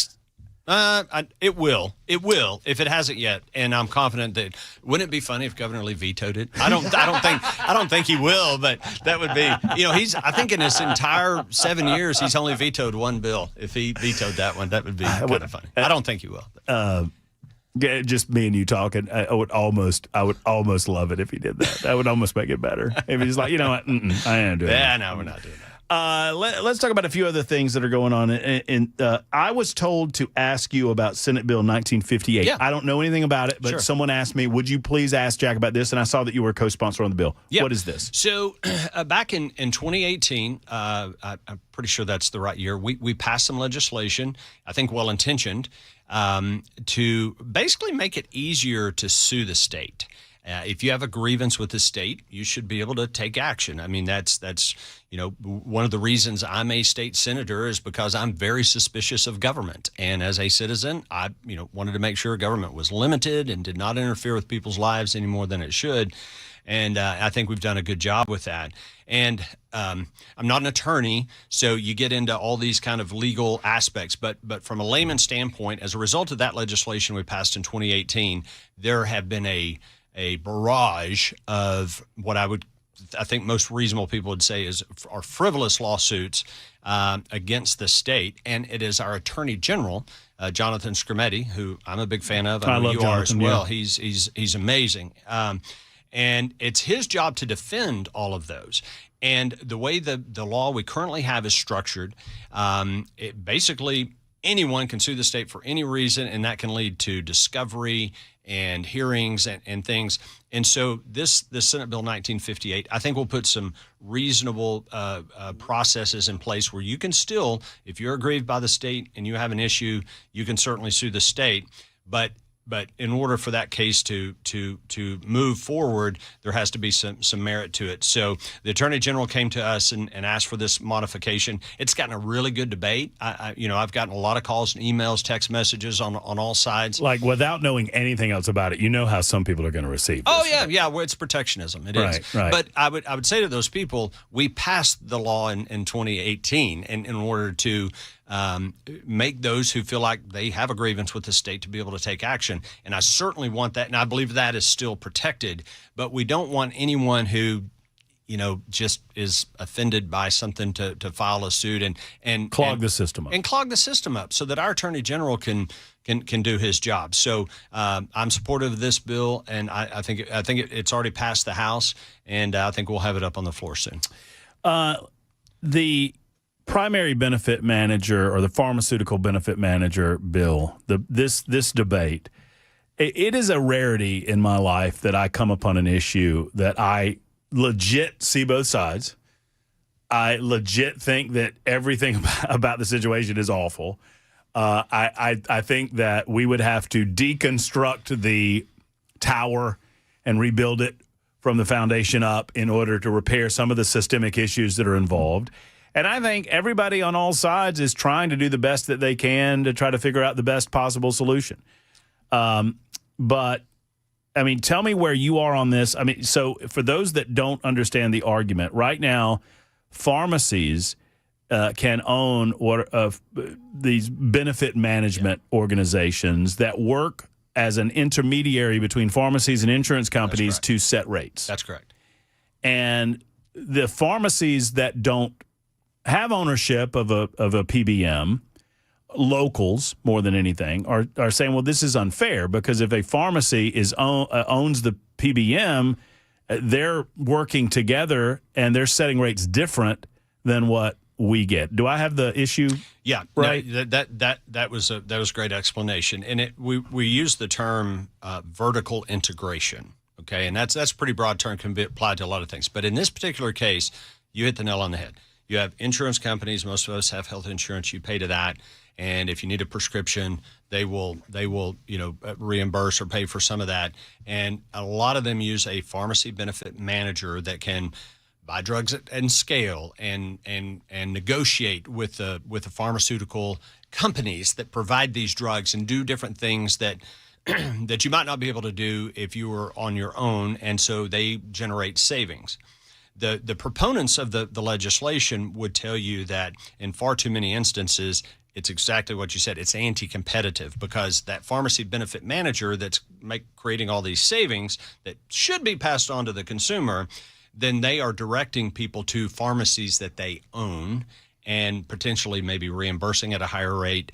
And then you have your independent pharmacist and those that are out there that are not owned by PBM. And if they're directing people away from those and into another, that's anti-competitive, it's monopolistic, antitrust, all these type of things come in. So it is a very complicated issue. And but I anticipate the bill will pass.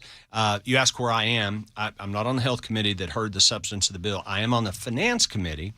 And I voted against. I was one of 2 out of 11 votes against the bill. And the reason for my no vote was because of the potential fiscal impact to the state that I did not believe we were addressing. Really in the weeds here, but any piece of legislation gets scored to find out if it's going to cost the state money. Okay. And one of the reasons we're the great fiscally managed state we are is if some costs money, we're going to pay for it. We're going to put it in the budget. We're not going to turn a blind eye to it. And you had our Finance and Administration Department, who manages our state insurance plan, the largest health insurance plan in the state, say that this was going to cost $29 million a year. Our TennCare program, our Medicaid waiver program, said it was going to cost them $24 million a year. That's $53 million a year. And yet the fiscal note that came back from our fiscal review team had other fiscal impact. We didn't have to put anything in the budget, and I just didn't think that was right. That if we're going to pass it, $29 million, $29 million for our state insurance plan, and $24 million to TennCare, and we're passing the bill without appropriating any money. But that's how our system works. That's how the system works. But I just think if we're going to pass something like this, we should pay for it. Here's the good news is that there's a delayed implementation date. So regardless of how you feel about the bill, I anticipate it will pass. And it's got a lot of support, and we will have some time, I think, to monitor that and see if there is, in fact, going to be a fiscal. It'll probably be legislated, too, I would imagine. There's going to be some suits. Oh, I think, Arkansas passed a very similar version of the bill. It's tied up in the courts right now. It was enjoined and is still enjoined. So it has not, even though they passed a variation of the bill, it has not gone into effect. Why, and forgive the nature of the question, and maybe I'm being naive, why couldn't we just set up something where any organized effort by a primary benefit manager or pharmaceutical benefit manager in a pharmacy, that if you set rates for the pharmacy that you own, that you have to apply those rates to everyone and that you cannot direct individuals? Could we not just set some rules of the road for those PBMs?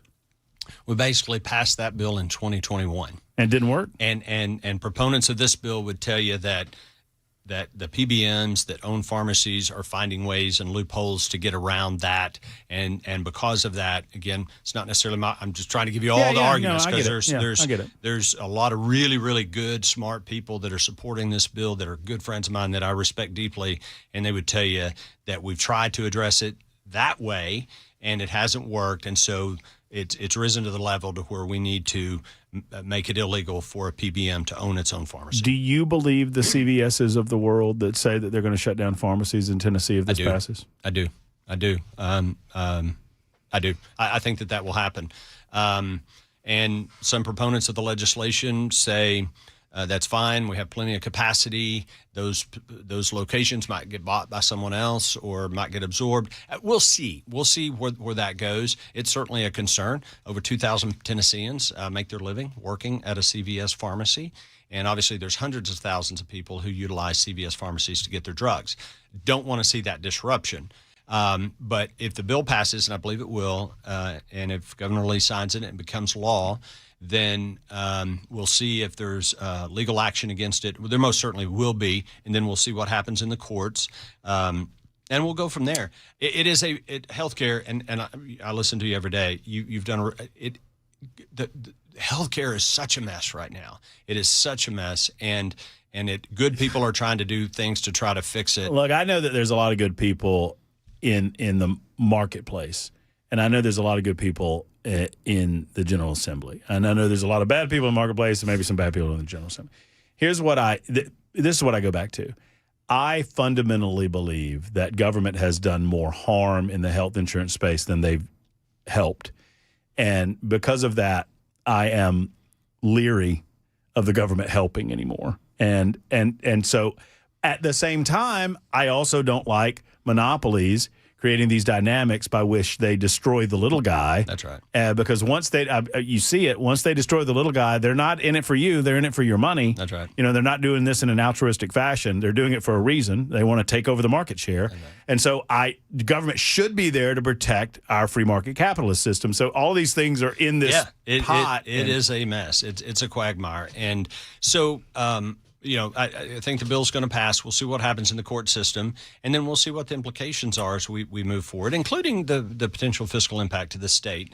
So we'll see. As is often the case, the original inspiration to call you and have you on, we're just getting to it, and we're very late. But there's an issue involving downtown Nashville, Tennessee. A lot of businesses in Nashville, Tennessee are very concerned about the property tax levels.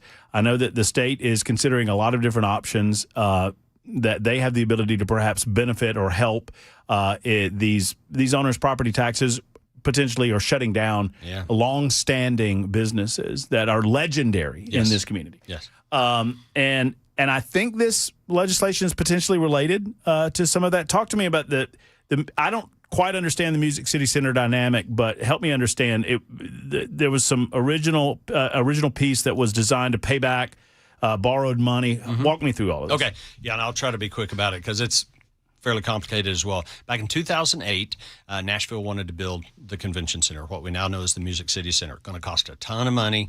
And what they came to the state and said, we'd like to create a tourism development zone. So it's a defined geographic area. It's basically Broadway and Bridgestone and kind of that area down there. And we're going to build this Music City Center. We're going to tax rental cars. We're going to tax alcohol, and we're going to tax hotel rooms.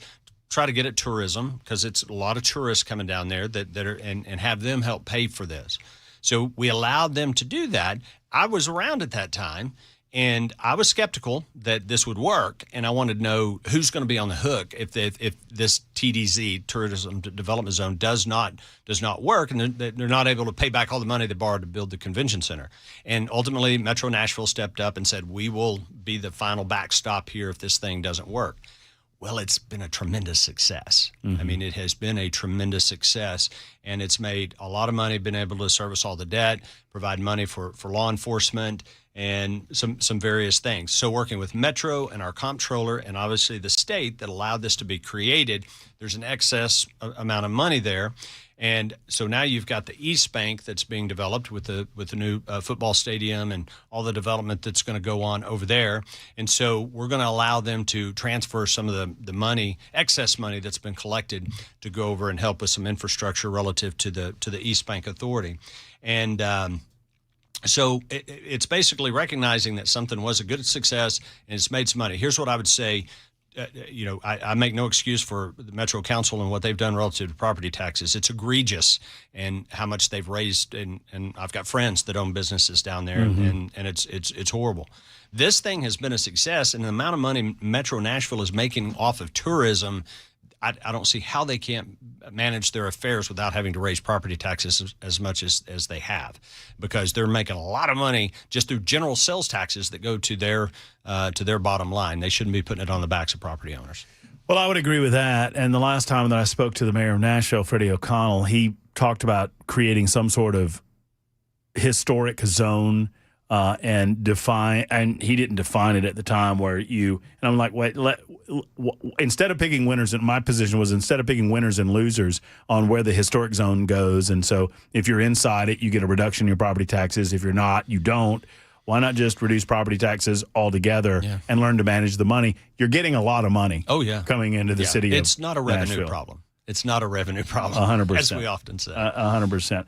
Listen, I love the conversation every time you come in. Thank you for doing so. Absolutely. Thanks for having me on. There's Senate Majority Leader Jack Johnson joining us for the better part of the hour, 53 after the hour. We've got 31 minutes and counting before Artemis takes off. If it does, NASA is apparently tracking a battery problem.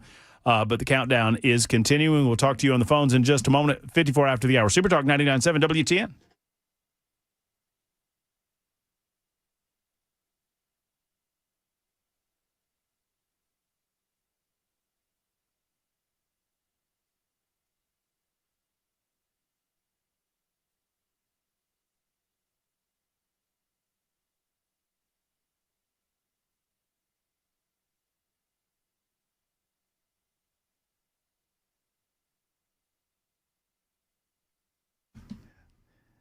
Hey, friends, it's Matt Murphy, and let's talk about your heating and your air conditioning for a moment. You know, I've told you for a long time now, talking about efficient heating and cooling, that if your AC is not ready, call Jeff Eddy. If your heater's not ready, call Jeff Eddy. And do this as a maintenance call. Do not wait until something goes wrong, because that maintenance, and it's always $125 or less no matter where you are in the service area, no matter how many units you have on your residential property. It's $125 or less, oftentimes much less. But that said, that service call can save you a tremendous amount of money and hassle. Now, look, I moved into my new house, and I wasn't there to service the unit. I'm not saying that anybody did anything wrong. I'm saying I lived there for about a month, and Jeff Eddy had to come out, and he got me through the ice storm. But then after that, he said, Murphy, there's just an issue with this unit that I cannot repair in good conscience. It's time to replace. And I trust Jeff Eddy that when he tells you that, he's telling you the truth. He's not just trying to make a quick buck. He doesn't do that at Efficient Heating and Cooling. Go to efficienthvac.net, efficienthvac.net, or make the call that so many others have made, 615-784-4424, 784-4424 for Efficient.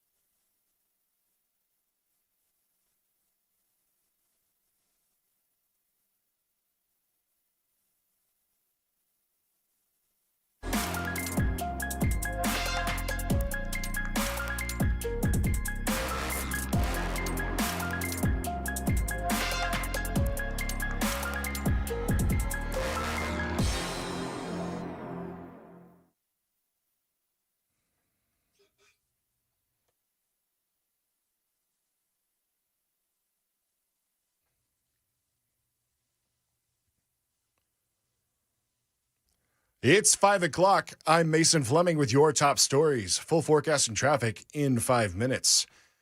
After weeks of gridlock, GOP... British Airways plane touches down in Nashville in just a few hours. Yeah, and it's significant because it will be the largest.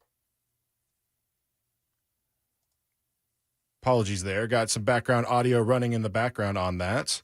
Let me find that. There we go.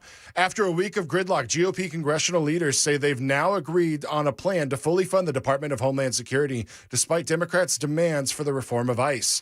ABC News national correspondent Steve Portnoy has the latest. The Republican leaders of the House and Senate say to fully reopen DHS, they'll work on two parallel tracks, with an appropriations bill that funds everything but ICE and the Border Patrol, and then backfilling both agencies via budget reconciliation, a process that Democrats in the Senate can't block with a filibuster. That's the same process the GOP used last year to pass the tax and spending package that became known as the One Big Beautiful Bill. President Trump says he wants this new reconciliation bill on his desk by June 1st. And minutes away, the Artemis 2 launch abort system hatch has been closed. After launch crews examined an issue that threatened to delay the launch, the mission to fly to the moon. The crew of 4 astronauts, 3 Americans and 1 Canadian, preparing for the first crewed flight to the moon in almost 50 years. Arizona Senator and former astronaut Mark Kelly told ABC News conditions look good for the approaching launch window. There's always some technical issue that has to be worked out. They're looking at a problem with the flight termination system, but the weather's clearing up. The winds are dying down. So right now, I'd say we look like we're in pretty good shape. As President Trump looked on from a seat in the front row, the Supreme Court heard arguments in a challenge to his executive order that aims to restrict birthright citizenship. ABC's news correspondent Steve Portnoy reports from Washington. At times, the court's conservatives seemed just as skeptical as the liberals of the idea that children born to people here illegally are not U.S. citizens. Justice Samuel Alito noted their parents might be subject to removal, but they've still established roots here. And that raises a humanitarian problem. The Trump administration's lawyer pointed to the concept of birth tourism, but he was unable to explain how common it is for foreigners to fly here just to have their babies. When he said it's now a new world, Chief Justice John Roberts said this. Well, it's a new world. It's the same Constitution. Stephen Portnoy, ABC News, Washington. And what has been coined AI slop by advocacy groups have written a letter to YouTube asking it to stop serving AI slop to kids. Here's ABC's Sherry Preston. AI slop, those low-quality artificial intelligence videos that are all over YouTube, are a real problem, according to a coalition of children's advocacy groups called Fair Play. They've told YouTube and its parent company Google that such content harms children's development by distorting their sense of reality and hijacking their attention, thereby extending their time online. They're also asking for a ban on any AI-generated videos on YouTube's children's channel, YouTube Kids. YouTube claims there's very little AI slop on YouTube Kids, and parents always have the option to block channels. Sherry Preston, ABC News. That's the latest news. Weather and traffic up next. I'm Mason Fleming, WTN News.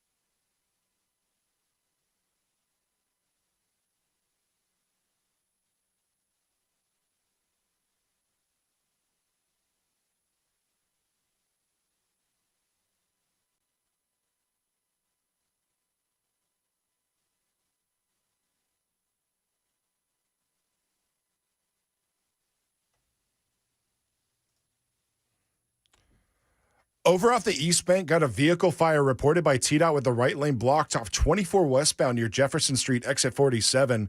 And in the Creve Hall area, got a crash off 65 southbound off Harding Place, exit 78. And looking towards Woodbine. Still dealing with that crash on Thompson Lane, west of Nolensville Pike, causing a lot of touch-and-go traffic. I'm Mason Fleming.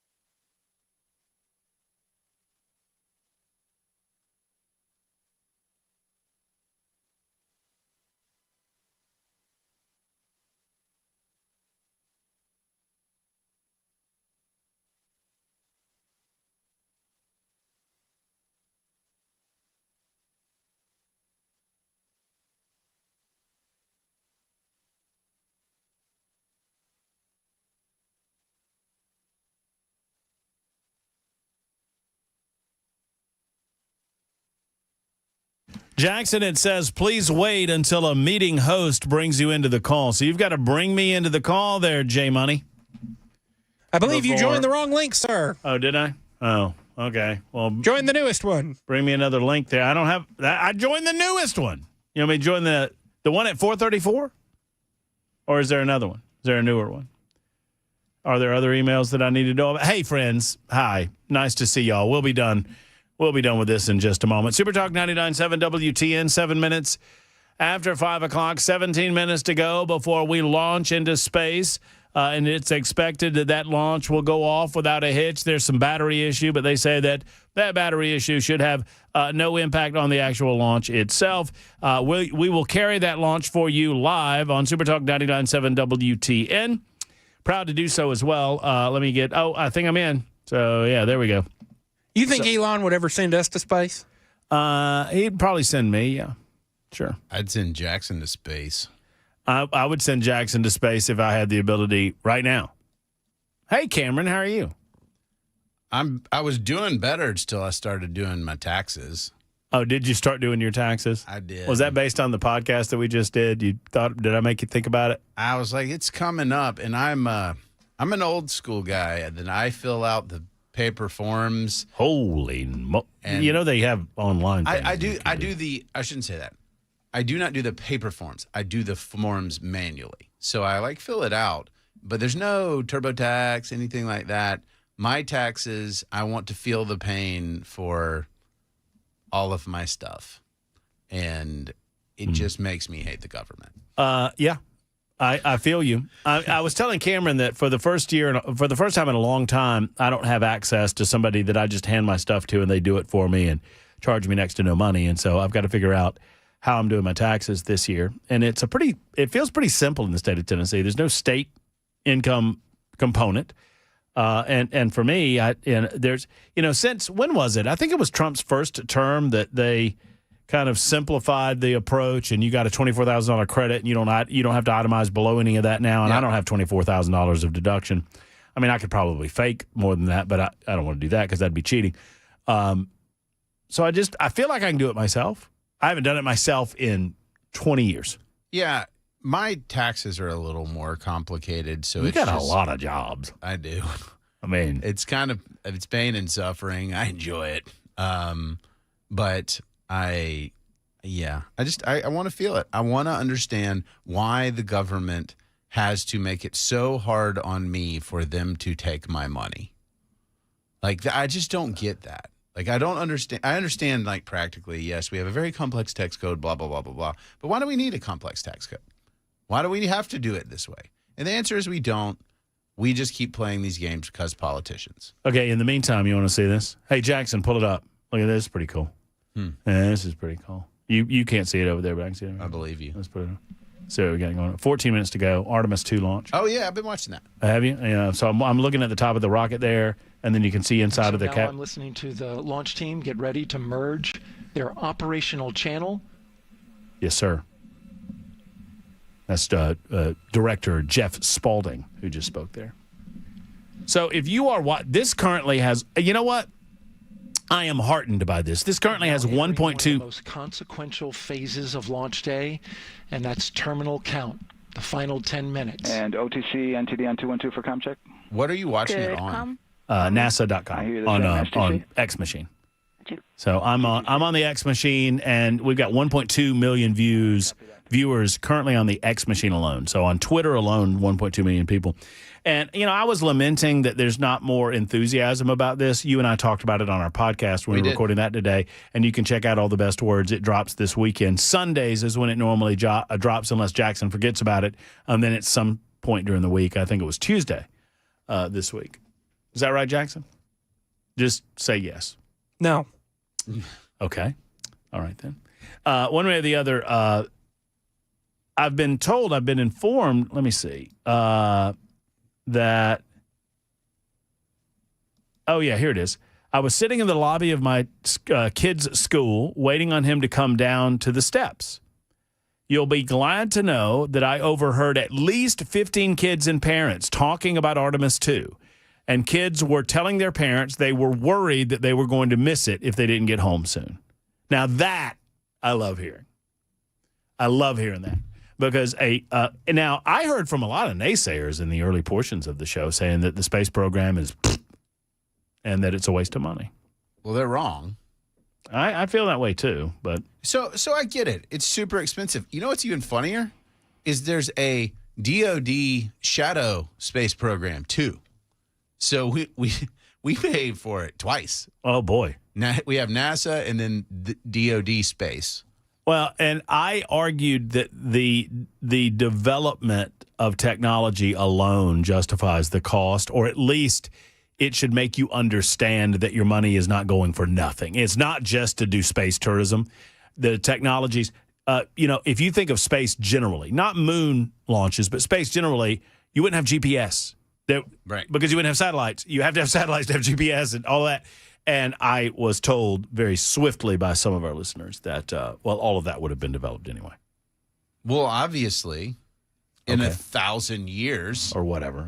That's super cool. Yeah, so all of that would have happened anyway. So Look, I'm as much of a budget hawk as you get, but when it comes to space, I'm sort of like, yeah, let's do it. Yeah, I mean, I'm ready for it. I'm ready to go.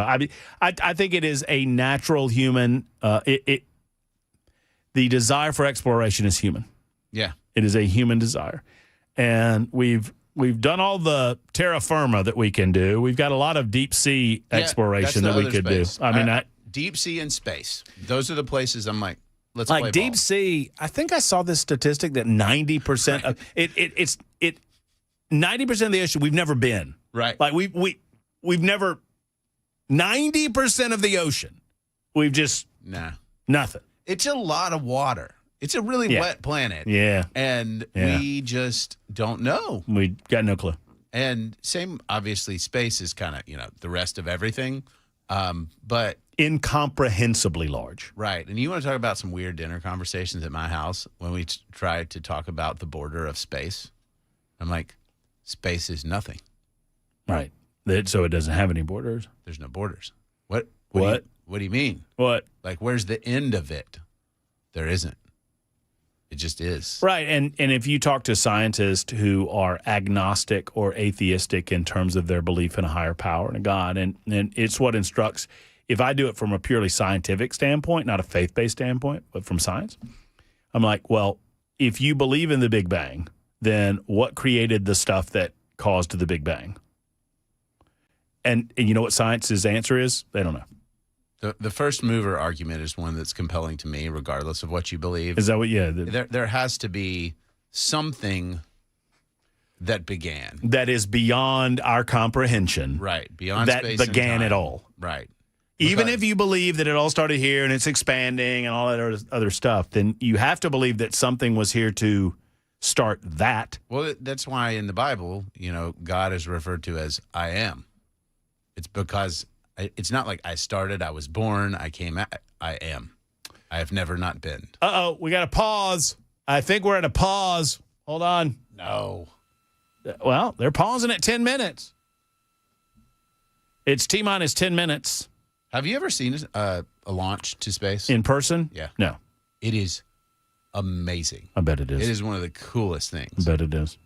And this, I mean, come on, y'all. We have not gone to the moon since 1972. We've not gone to the moon or anywhere close to it, man, in my lifetime. Yeah, us taking a look at the data right here, looks like that was a single sample. All right. Single samples. Yeah, copy that. RFTS does report that they also lost lock for about 5 seconds. So I would love to ask KUS and see if they also lost lock with the vehicle for any extended amount of period. All right, so we're at a pause right now. We'll continue monitoring. NASA is launching astronauts on a historic moon mission, if you believe that sort of thing. If you don't believe we went before, we're going for the first time. If you don't believe that we're going this time, I think you're listening to the wrong radio station. 16 after the hour, Super Talk 99.7 WTN. What? I can't help myself. There's some people that believe this is fake. They hit me up. Now, maybe they're trolling me. Maybe. You should take a break before you start giggling. You know what I mean? Yeah. Like, at some point, do you believe in anything? Well, I love it that NASA launched this on April Fool's. That's just even better. Bingo. Brian's been holding for a long time. And, Brian, let's talk about space, brother. Let's go. Thank you, off speaker here. Hey, Brian, how you doing, Matt? I'm Well, it's great. like Thank this. you for holding, by the way. I appreciate you. Yeah. Well, I love astronomy, and my favorite show is How the Universe Works.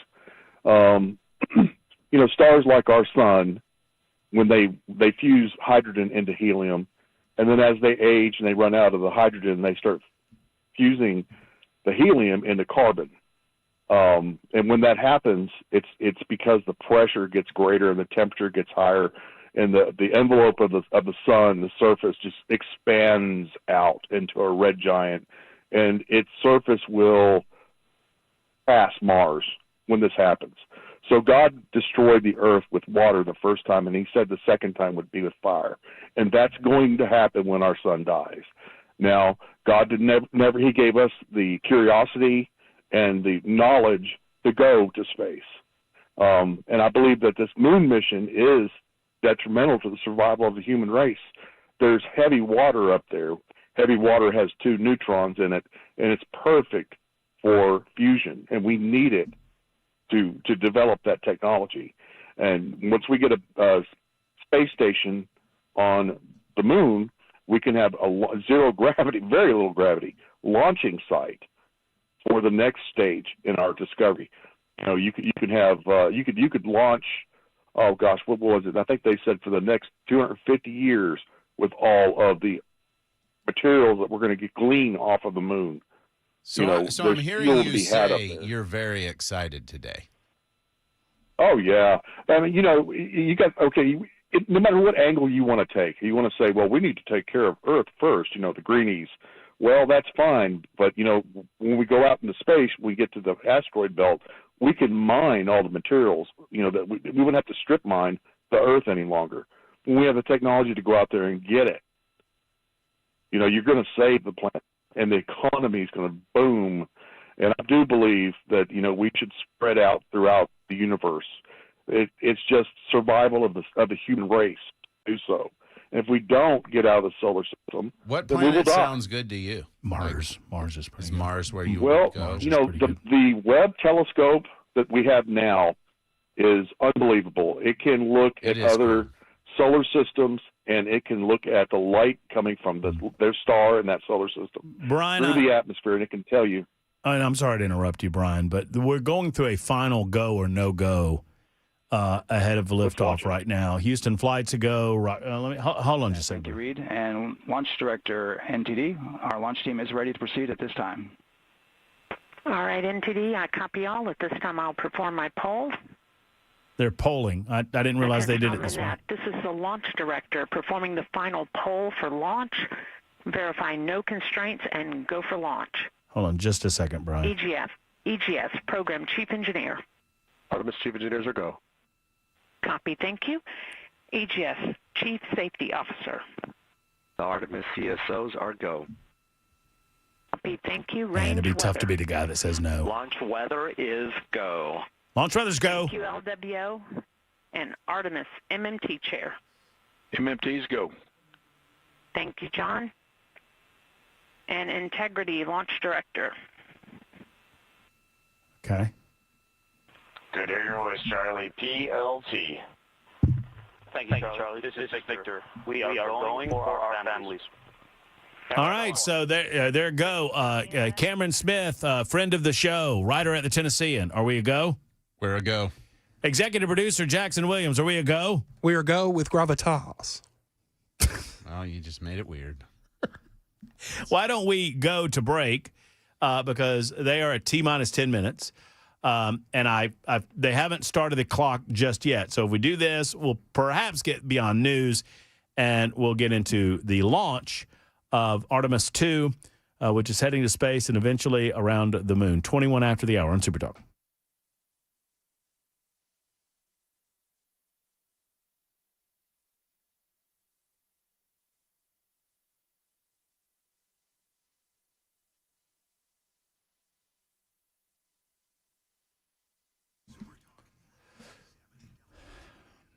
Hello, friends. Matt Murphy for the Glock Store. By now, you've probably heard me talk about saving the date. May 30th is the big day. And I know that sounds like a long way away, but it'll be here before you know it. We're in April now, right?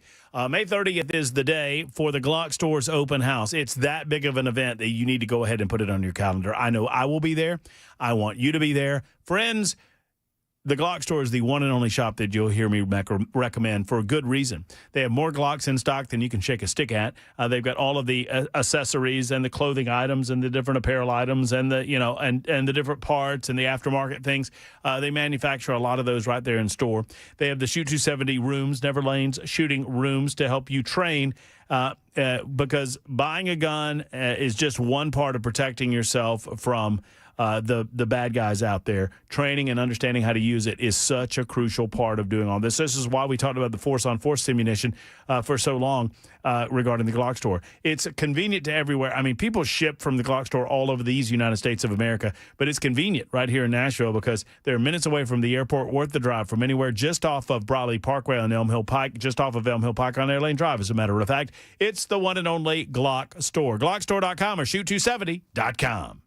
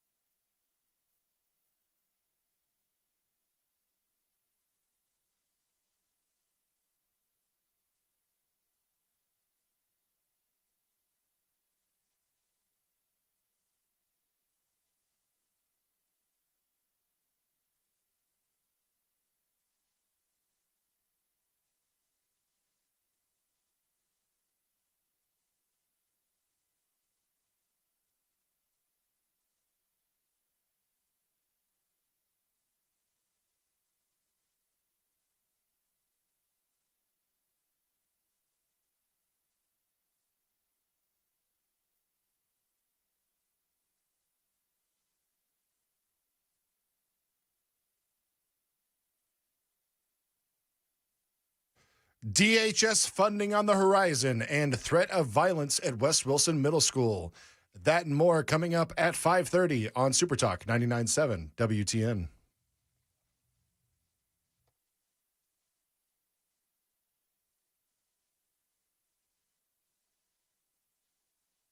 Super Talk 99.7 WTN. All right, so we're counting down again.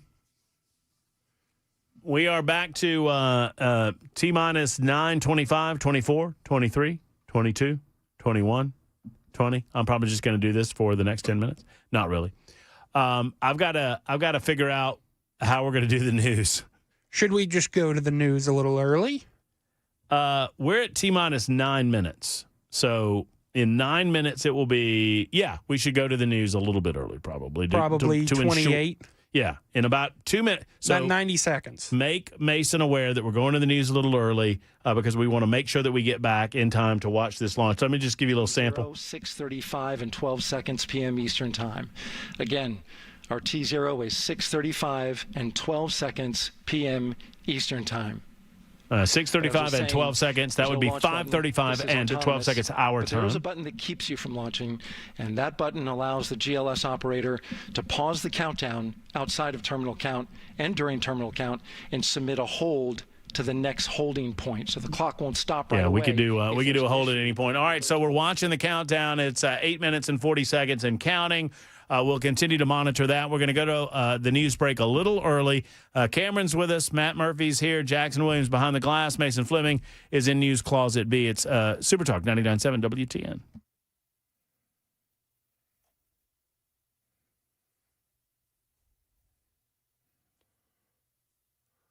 It's 5:27. I'm Mason Fleming with your top stories. Full forecast in 5 minutes. After weeks of gridlock, GOP congressional leaders say they've now agreed on a plan to fully fund the Department of Homeland Security, despite Democrats' demands to reform ICE. ABC News national correspondent Steve Portnoy has the latest. The Republican leaders of the House and Senate say to fully reopen DHS, they'll work on two parallel tracks, with an appropriations bill that funds everything but ICE and the Border Patrol, and then backfilling both agencies via budget reconciliation, a process that Democrats in the Senate can't block with a filibuster. That's the same process the GOP used last year to pass the tax and spending package that became known as the One Big Beautiful Bill. President Trump says he wants this new reconciliation bill on his desk by June 1st. A Nashville father is now charged with criminal homicide after 6-year-old son Stephen Junebug Ricks died from a gunshot wound. Police say the child is shot in the head on Saturday while in his father's care and succumbed to his injuries on Monday. The father, 56-year-old Stephen Lamont Phillips, initially claimed he fell asleep with a gun in his pocket and awoke to the sound of the shot. His charges have now been upgraded from aggravated child neglect and unlawful gun possession to criminal homicide as the investigation continues. A growing death toll from the escalating Israeli operation against the Iranian-backed Hezbollah militia in Lebanon. ABC's Britt Clinett in Jerusalem. Israel saying a Hezbollah commander was among at least 7 killed in a strike on Lebanon's Beirut. And the number of people who have died since the war started on the 28th of February in Lebanon now stands at 1,318. That's according to the health ministry inside Lebanon, with 50 people having died in the past 24 hours alone there. And in mere minutes, 4 astronauts are now strapped into the Artemis 2 hatch and are running out all final systems ahead of launch from Kennedy Space Center. The launch window is today, Wednesday, runs from 6:24 p.m. Eastern Time through 8:24 p.m. Eastern Time.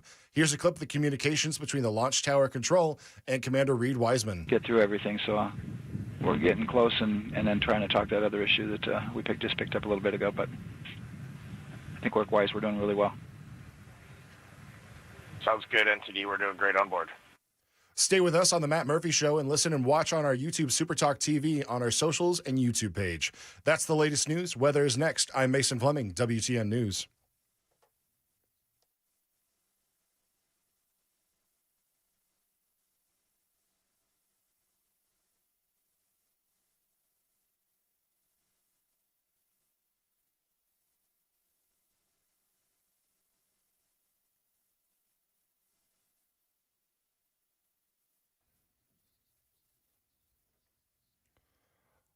All right, off the East Bank, still dealing with that vehicle fire with the right lane blocked off 24 westbound near Jefferson Street, exit 47. In Creve Hall, got an accident off 65 southbound at Harding Place, exit 78, causing a lot of backup.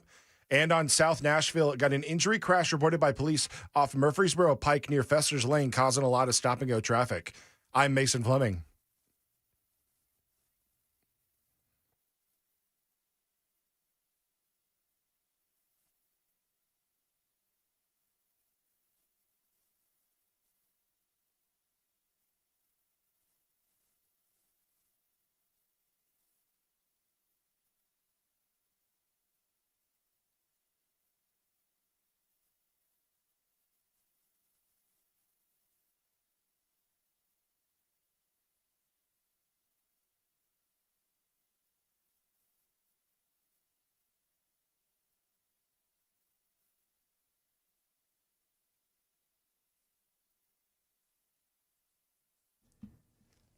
Grace Point Healthcare is modern medicine delivered the old-fashioned way. What does that mean? It's a slogan that we say often on the Matt Murphy Show when talking about Grace Point Healthcare, but it does mean something to you and your family. From newborns to seniors, they treat you the right way at Grace Point Healthcare in Franklin. 599-6868, the telephone number, 599-6868.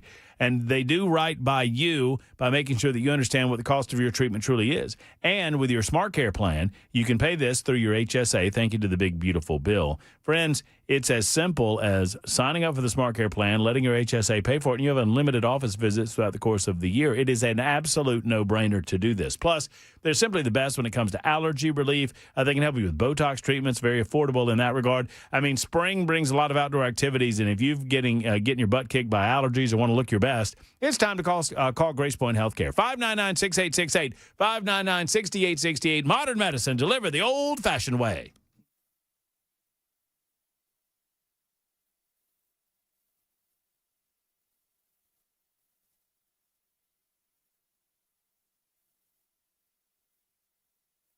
From shuttle parts, and there you see them moving.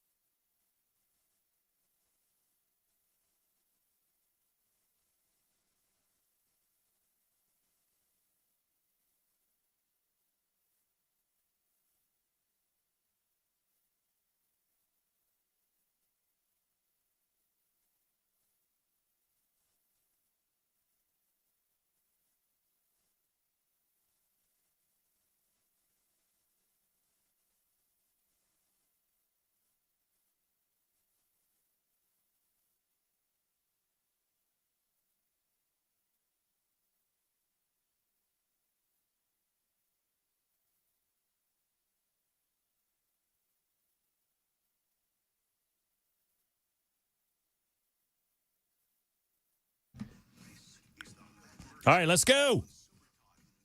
Yeah, we know that. No, you didn't have to do that. I was just messing around with Voice Guy. Hey, Jackson, thank you for all of your help. All right, we've got like 30 seconds to go, and we're just getting right back to it. This is the huge launch, Artemis 2. For those watching on YouTube, you'll see it. I'll try to describe it for you and let them talk.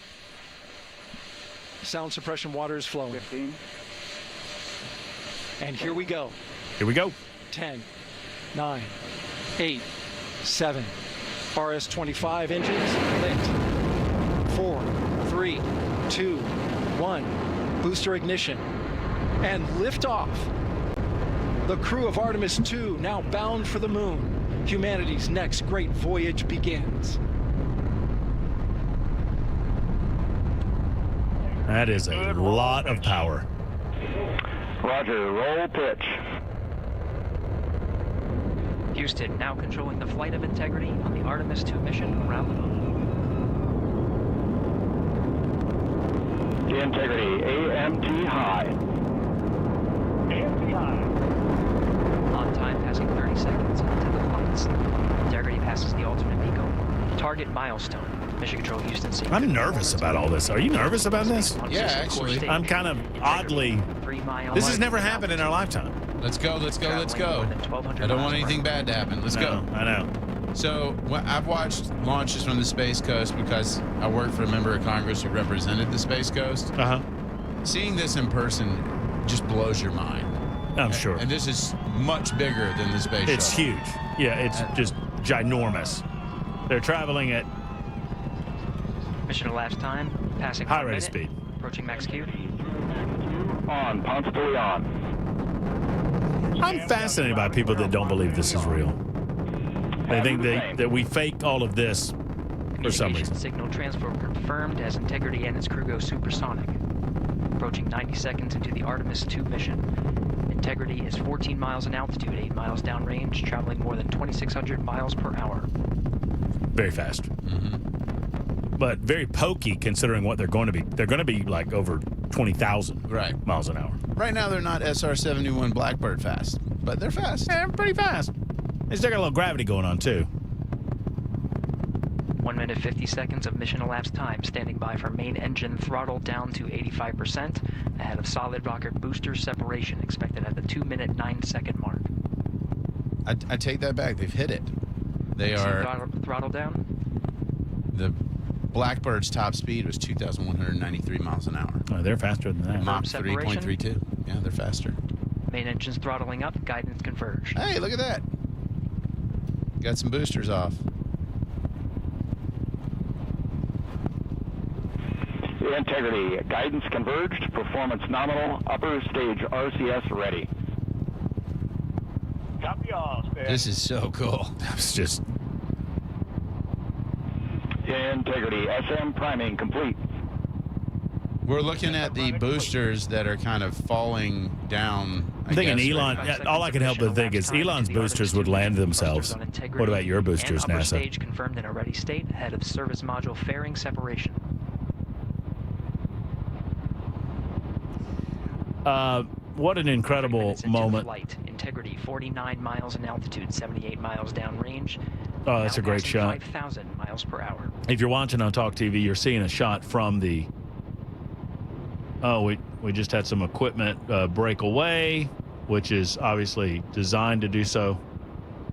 That is so cool. Oh, we're at 5,000 miles an hour. By for launch abort system jettison. Houston Integrity, good last jettison, great view. Copy jettison, Team Eco 8+02. If it was me up there, I'd be... We see you sail on board, Stan. Houston, I've pooped myself. And Houston has you loud and clear on Tidris at the Carmen line.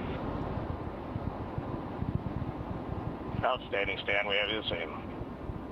Houston, we have a PB. 3 minutes 50 seconds into the flight of Artemis 2, Wiseman, Glover, Cook, and Hansen cross the boundary to space with good comm checks. GPS signals acquired after last jettison now working on internal checks to verify accuracy. That's Flight dynamics officer analyzed the time of main engine cutoff, confirmed at 8 minutes 2 seconds, time of MECO. So that's about it from a radio perspective. From a television perspective, really that's about it as well, as they have gotten out of sight of any television cameras from planet Earth. I mean, obviously there are plenty of cameras on the vessel itself. Which is going to be really cool because this is the first time that we're going to the moon that we have really cool cameras. Right. So we're going to be able to see a lot. Well, some would say this is the first time we've gone to the moon. And those people are touched. You almost said the S word. Oh, special was what I was going you're going to go special? Is that what I thought you were going to go? So speaking of touched, let's talk to Mike in Old Hickory. What about that, Mike? We just witnessed a little bit of history here on the Murphy Show together. How are you? another win for Trump, and another one for Trump at 8 o'clock tonight when he addresses the nation. Yeah. You know, when are the American people going to wake up and see what kind of nation we have? This is historic. I was there back in 1969 when I was a teenager and watching the moon landings. This is different. This is going beyond the moon and exploring space even further and further and further, and then maybe establishing a base on the moon. This is what Americans are about. We explore. We don't put up with evil. And tonight at 8 o'clock, when you watch Donald Trump, I've got tears in my eyes watching this. This is historic. And when he tells NATO tonight, you know what? You just saw something from America. Now, you want your oil? Go get it. Get out of here. I don't need NATO anymore. Donald Trump is the leader of the greatest nation on the planet, period.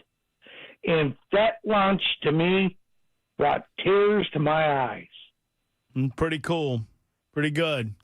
Mike, I like this version of Mike from Old Hickory, and I want more of it. I thank you for the telephone call. We're going to leave it right there. That was a perfect Mike from Old Hickory call. By the way, speaking of that, big shout out to some new friends that I made out at Timberland Cabinets. I went by there to pick up something for a buddy of mine, and I met Deb and some of the rest of the crew. Steve was out there. Good people, and my new best friends were telling me how much they enjoyed it when Mike made the call on a regular basis that he makes. Mike's a wild man. He's been a wild man for a long time. Mm-hmm. But that one was good. Yeah. I felt positive. Tears in his eyes. I mean. And I think he meant it. Yeah, I wasn't going to tell him that the president can't unilaterally withdraw from NATO, but, let's not bog down in details. It's fine. It's all good. My favorite conspiracy theory about all of this, to complete the circle, is that Donald Trump had to go into Iran, and we had to take territory in Iran because that's where we're filming the fake moon stuff. Well, that's a good moonscape, Right? I just want to know if there's transformers on the other side of the moon. Well, we might be able to find out. We're about to, in the next couple of days, men will travel further from the surface of the earth than ever before in human history. And that's something that's pretty cool. All right, are we going to do Nincompoops after the top? Is that what we're doing? Okay, Nincompoops after the top of the hour. Steven is next. Hey, Steven. Hey, Matt, sorry I had to call back again, man. I can't believe that guy that was talking about the sun earlier, I can't believe that somebody actually thinks they know what powers the sun. I mean, how ridiculous are we here? Nobody in this world knows what powers the sun. The sun is not a star. It is the sun. It is the center of our universe that holds all gravity into place within our universe. But there is no camera. There is no telescope. The sun is a star, though, right? It's powered by nuclear fusion. No, it's not. You don't know that. Nobody knows the answer to the question of what powers the sun. Nobody will ever know that answer because if you get too close to it, you cease to exist. It is powered by God. I mean, it has to. But, like, if you get too close to a nuclear reactor, you will cease to exist at some point. But if we you still get, know how if it you works. get too close to my moving truck, you're going to cease to exist. But I know how my moving truck works. I know. I'm just saying, man. Everybody that just saying words. What do you? But you're just saying what? You're just saying stuff. Everybody thinks they know everything about everything, space and they don't. Nobody knows anything. But they're trying People to believe that we can see millions of light years away into outer space. We cannot. Every image that has ever been shown to anybody in this world. What do you think stars are? Galaxy is a computer-generated image. Hey, Steven. far into outer space. Stephen, and I'm giving you a little grace because I mean you are in violation of rule number 1, but that's okay because you're a friend of the show and I appreciate you and I appreciate the back and forth. But what do you think? Like, do you believe that there are other stars? I don't believe that that there's not a star in outer space. Every piece of light that we see in our sky that we call stars, those are actually solid planets or masses of some sort or moons, and they're not as far away as people say they are. There's no way we're going to be able to see with our little bitty eyes out of our world, millions of light years away, of a gaseous star that is in outer space. Do you believe the sun is 93 million miles away from the Earth? I mean, I don't know. By the way, somebody fact check me on that. That's from Earth Science in 8th grade. It was it on the money. 93 million. Possibly. All I know is that nobody can answer this question: what powers the sun? Nuclear fusion. I just answered the question. No, that's not true. You don't know that. Nobody knows that. Well, look, when you drive... Okay, but I just answered the question that you said no one can answer. They can't answer it definitively. But that is not the answer. That is not the truth. What is the truth? No one... I don't know. I think it's God. I think it's the power of God that powers the sun that gives everything in this earth life. So you're just basically saying we can't know anything. I'm not going to sit here and make up a story saying the sun is a star and it's got a lifespan and it's going to explode. Stephen, why do you think this is made up? Why do you think that science just made all of this up? For money. For money. Yep. A lot of it is to fund their programs. That's why I was talking earlier about we waste more money for NASA putting a man on the moon than we can't find a cure for cancer. The whole thing is, if you want to build a rocket, you want to fly into outer space, you want to be a space explorer, I'm all for it 100%. Create a business, make your own fortune, buy your own rocket, and fly your own people in outer space. Don't use my money for that. That's all I'm saying. Stephen, do you use GPS? Now, I was listening to you. You did. That is, yes. Oh, God. Ooh, it is good. You got me there. Got me there. But at the Stephen, time, what powers GPS? Nobody knows. We're not the first people in outer space also, Matt. Think about this, guys. The only reason we actually went into outer space is because Russia was already out there first, and it forced us to go into outer space. So we're kind of like, now that we're out there, we're kind of like in this race of we call it a space race. We got to watch everything. We're in a space race, man. We have to be out there. We have to be in it. But as far as the going to Mars, I mean, you can read. There's a story right now. They're already trying to make some kind of colonization of people to go on a one-way trip to Mars that's going to potentially live there forever. And I mean, it's just. Would you do it? Really? Would you do it? Heck no. It's impossible. They can't do that. What? It's impossible. Do it. Oh, they can. Well, but luckily they know how to get there thanks to the GPS. Yep. Think about it. I mean, it's like Starship Enterprise. Think of all the people that you're going to need to create a colony on a planet that don't even have water, oxygen, that much heat.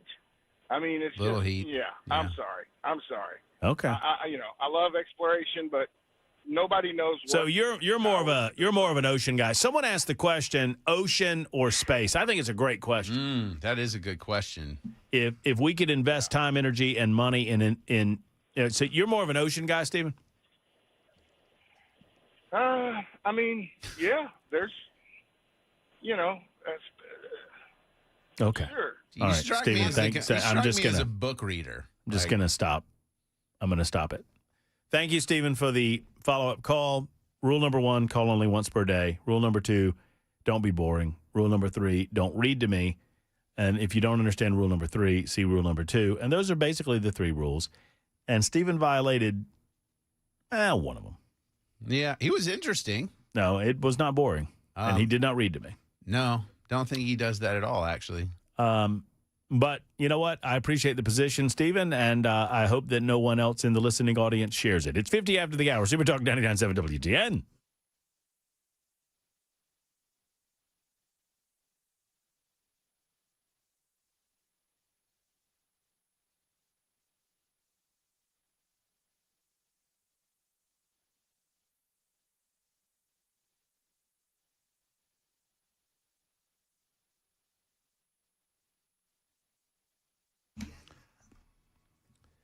Hello, friends. Matt Murphy for Accurate Mortgage. One thing I know is that if you're looking to refinance your home, it's a good time to do so. And now I say that you have to be in the right circumstance, and we understand that sometimes the numbers matter, and that's why Accurate Mortgage matters. That's why having a good mortgage company on your team matters. Unlike the big online lenders at Accurate Mortgage, they're never, ever, ever going to advise you. I'm sad to say it happens from time to time with these online guys. They're never advising you to do anything on a loan that doesn't make sense for you financially, and they will walk through that with you and make sure that you fully understand that as well. Do not lose the savings in your wallet to the interest rate in your head. This is something that Mike and his team taught me because there are savings to be had, especially if you're refinancing or you're thinking about a construction loan and that sort of thing. If you want to renovate your current home or if you want to buy a new home, take it from me. The opportunities are out there for a fabulous home. And Accurate Mortgage can help find that for you. AccurateMTG.com, AccurateMTG.com. Visit Accurate Mortgage today. Tell them I sent you. Accurate Mortgage at MLS 129944. Rates and terms subject to change. Equal housing lender.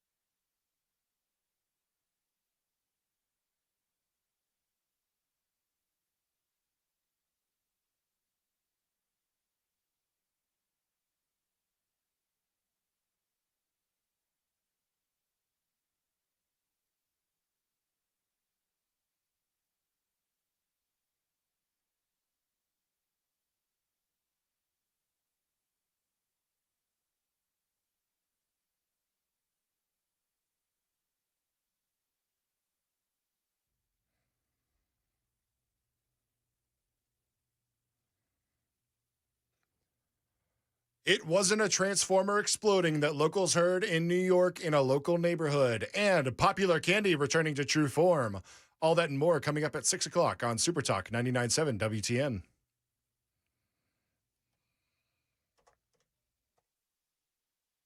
All right, for those just tuning in, you're not crazy. We were to do Nincompoops, but the launch of Artemis 2 set us back a little bit. We're doing Nincompoops after 6:05 tonight. So Nincompoops in the news on the way. Super Talk 99.7 WTN. Cameron Smith is with us. Matt Murphy here. It's the Matt Murphy Radio Show on Super Talk 99.7 WTN. Talking about the launch of Artemis 2. It seems that it is going successfully thus far. And now I guess the boring part happens. Yeah, it's a long way to the moon. Let me see if I can get this one. 246,000 miles. All right. That is a wag, baby. That is a wag. 246,000 miles. 238,900. That's pretty good. That's pretty good, man. I thought it was somewhere in that neighborhood. Yeah, 238. So that's a long way. It'd take a while. I mean, even if you're in a little Maserati, it's going to take a minute. Yeah. What's funny on this mission is, the kids have to stay in the car. So they get there, loop around, come back. Yeah. They had a contingency for those that believe that we actually went to the moon before. They had to have contingency plans for, like, if the two guys that went down and the third guy that was up, if he had to just leave them. I mean, that's morbid but true. Yeah. I mean, you gotta do what you gotta do, I suppose. Well, and if you go to the moon and you can't make the turn, it's a long way to anything else. I mean, if you miss the turn, do not miss your exit, man. Because there's not another one. There's not another gas station for a while, y'all. Right. Not good. You miss that exit ramp on the old interstate, you're gonna be going for a while. Good luck. Yeah, I'm just saying. That's funny. Mel is next up. Hello, Mel. Hey, good evening. I was going to make a comment about the distance from the Earth to the Sun. Yes, sir. So, for accurate information, according to a college professor I had for an astronomy course, the 93 million is an approximation because the Earth travels in an elliptical orbit around the Sun and not a circular, which would make the distance constant all the time. And actually, our professor said that in the summertime, in the summertime for Nashville, the Earth is actually further away from the Sun, and in the wintertime, the Earth is actually closer to the Sun, which went to reinforce the tilt that happens during the seasons. So just some information on that 93 million miles, and it's not a constant. Well, Mel, I appreciate that. I appreciate you, alerting us to that. I am so sorry if I was engaging in some level of misinformation. Mel is there for us, and I thank Mel for that. Andrew's coming up. Nathan's coming up. Nincompoops in the news is coming up as well. Cameron's with us. Jackson's back there. Mason will play, I assume. Yes, sir. It's Matt Murphy, Super Talk 99.7 WTN.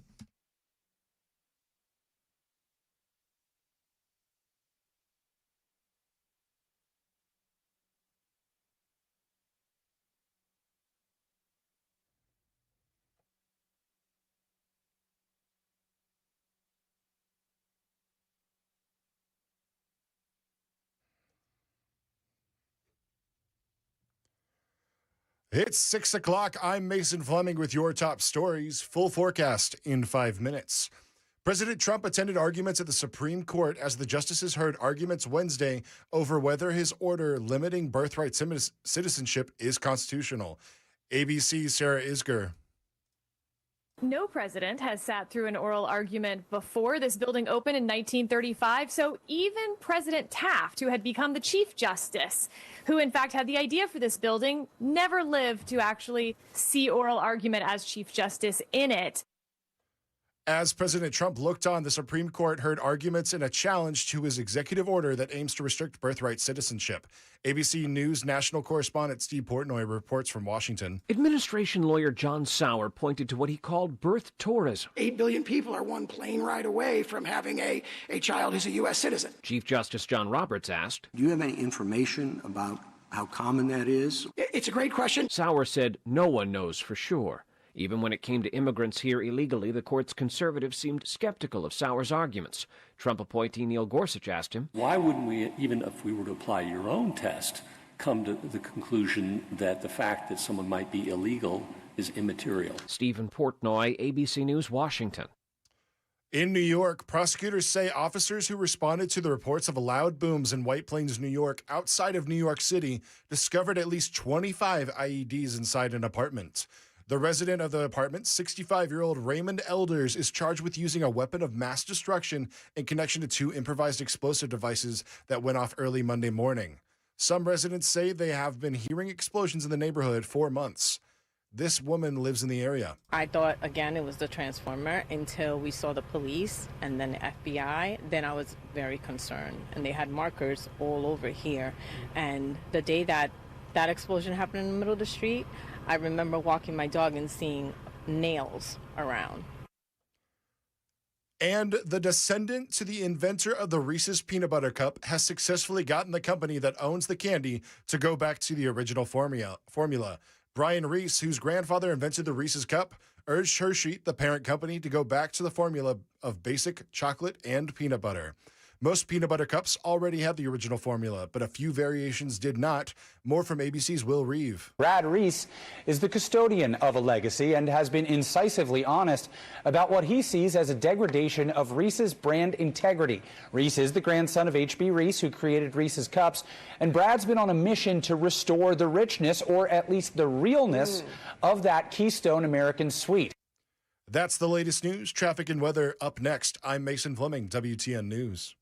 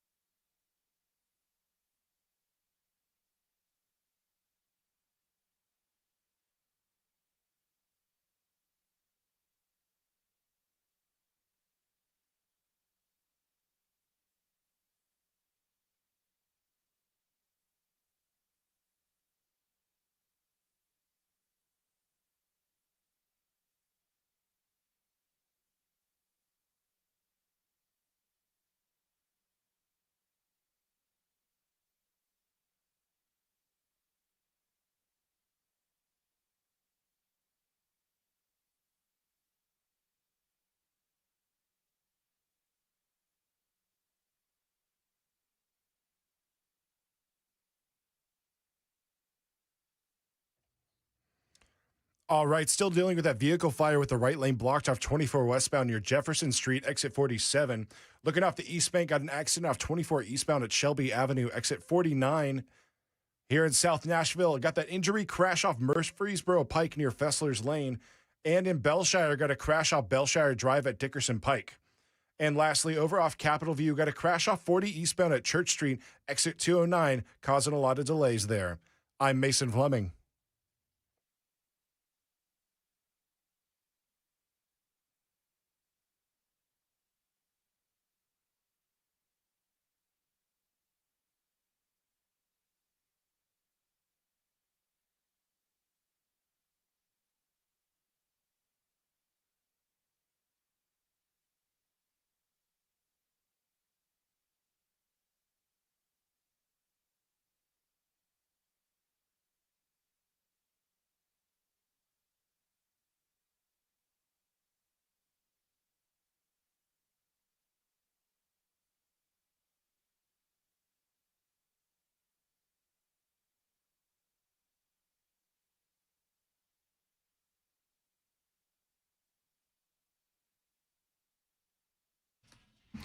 Super Talk 99.7 WTN. My name is Matt Murphy. This is the Matt Murphy Radio Show, and I'm pleased you've decided to join us this evening. What a historic day it has been. Whether you think that we've gone to the lengths of faking yet another moon visit, or if you actually believe that we're going there, man, oh man, it's been a fun day. Nathan and Andrew, I see you there, and I'm getting to you in moments, 7 minutes after the hour. Super Talk 99.7 WTN. We thank Mason Fleming. He's back in News Closet B. Been there for a long day. It's been a long day for Mason.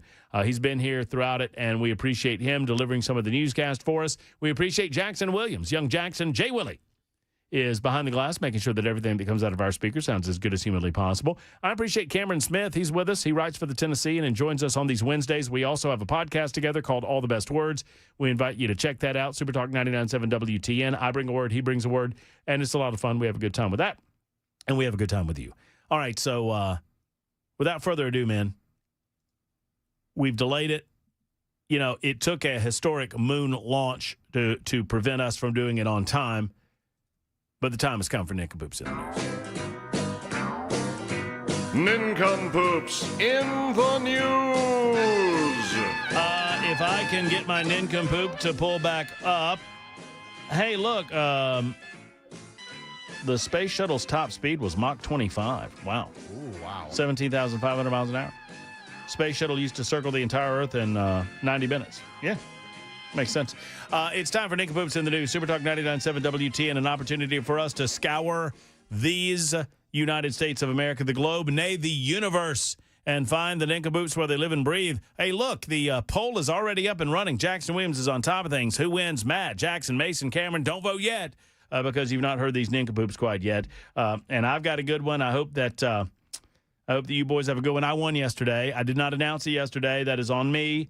I apologize for not making that announcement, but I was the big winner. I had the yesterday, Mason. Have you seen the clip where the guy asked about the Straits of Hormuz? Did y'all play that on the Chris Hand show? Yes, sir. I believe so. Yeah, I played that yesterday evening for my Nincompoop in the news. It was pretty damn good. Absolutely justifiable. What about the gays of Hormuz? Have you seen this, Cameron?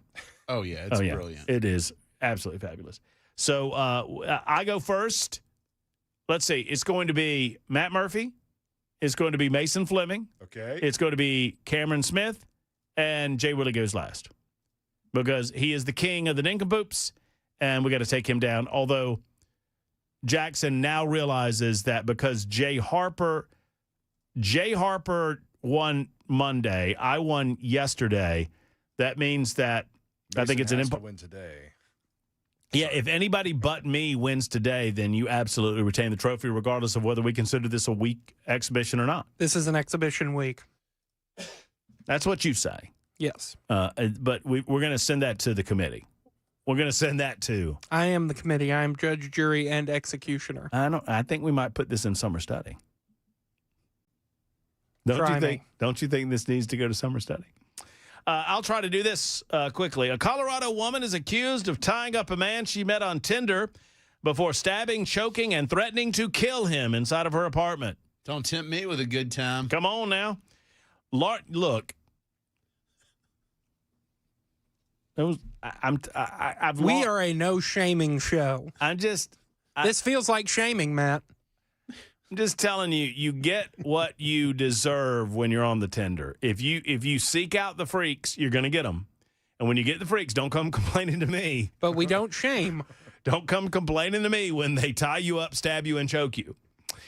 Lauren Dooley, 22, here are the deets, was arrested this past September after Colorado Springs police officers responded to an apartment complex in the 2500 block of East Kosh La Poudre Street.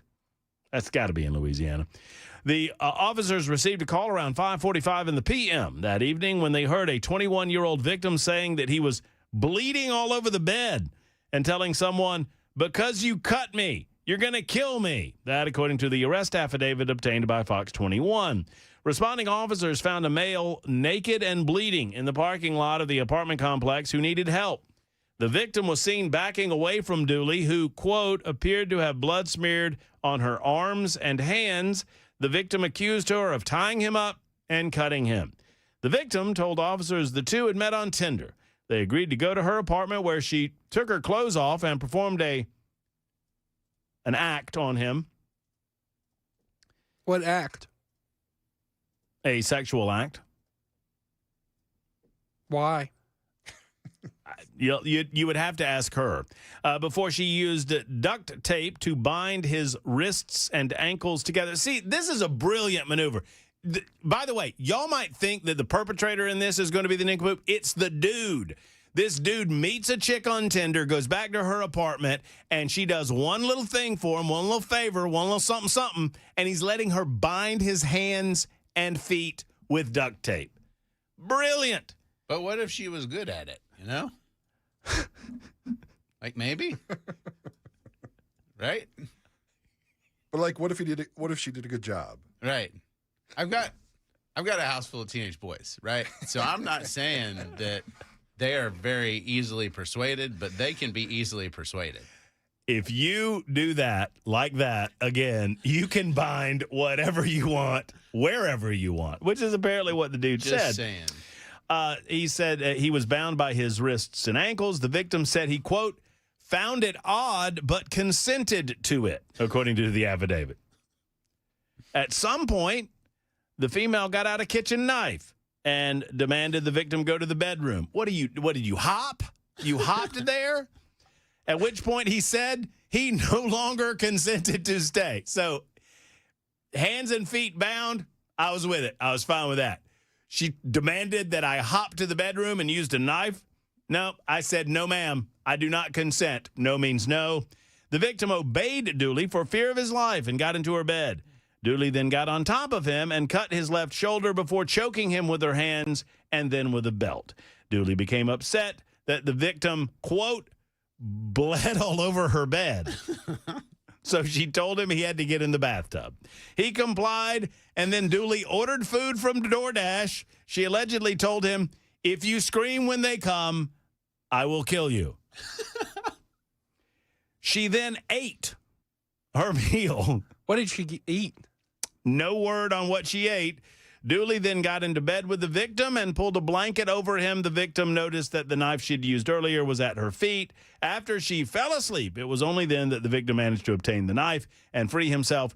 While attempting to get his keys and his phone, he bumped a table, waking her up, and ran into the parking lot naked. For help, responding officers conducted a sweep of Dooley's apartment. They found a kitchen knife near her bed, several soaked rags, and blood all over her bathtub, confirming the victim's account. Dooley was arrested and charged with several felonies. The dude is the nincompoop. The dude. The chick is a freak. The dude's a nincompoop. Yeah, there's a difference. I think they're both nincompoops. Well, then you get a twofer in Matt Murphy's story today. Young Mason, you're a nincompoop, sir. Since Mr. Ken Weaver is out today, I thought I would jump to his home of Oklahoma. Good for you. In Oklahoma City, a Metro family came face-to-face with a naked stranger inside their home Monday evening. The frightening encounter happened in Oklahoma City neighborhood around 6 p.m. The bizarre break-in started inside the family's home. Once the family confronted the naked man, he left out the back door, skipped to the pond, and jumped in. Police say he was there for about an hour before they were able to get him out. Him wading around like a very hippopotamus-like creature, It was very strange, Blake Overstreet, homeowner, said. Overstreet says the incident was unlike anything he had ever seen before. I was ready to see my son and my mom coming home from martial arts class, Overstreet said. I thought that was them knocking on the front door. By the time I opened the front door and let them in, the back door was being opened by a big, fat, naked, crazy guy. He described the man as 6'2" and over 400 pounds. And by the time I could go be armed or help myself to protect my family, my wife was doing the exact same thing. Anytime a big, gigantic, naked man comes into your house unwanted, the de-escalation is, I guess you could say, pretty quick. I've heard that before. Says Overstreet. He then walked out the back door through their yard, which leads to the neighborhood pond. I saw one of the strangest things I had ever seen, following somebody out of their own house into a lake that you're not supposed to be swimming in, full of snakes and snapping turtles. They watched him jump into the pond and stay there for over an hour until police coaxed him out. I have one question. Okay. The wife, was she grabbing defense items or was she naked as well? I believe she was grabbing defense items from what the article says. This This entire story reminds me of the song My Ding-a-Ling by Chuck Berry. Once I was crossing Turtle Creek, man, them snappers all around my feet. Sure was hard getting across that thing with both hands tied on my ding-a-ling-a-ling. Okay. Maybe he took the song I guess too literal and made it a reality. Yeah, you really have to hear the first verse of the song to understand that it was 6 silver bells on a string. You sit there quietly, Jackson. Mason. I'm not Mason. I mean, Cameron. So my apologies.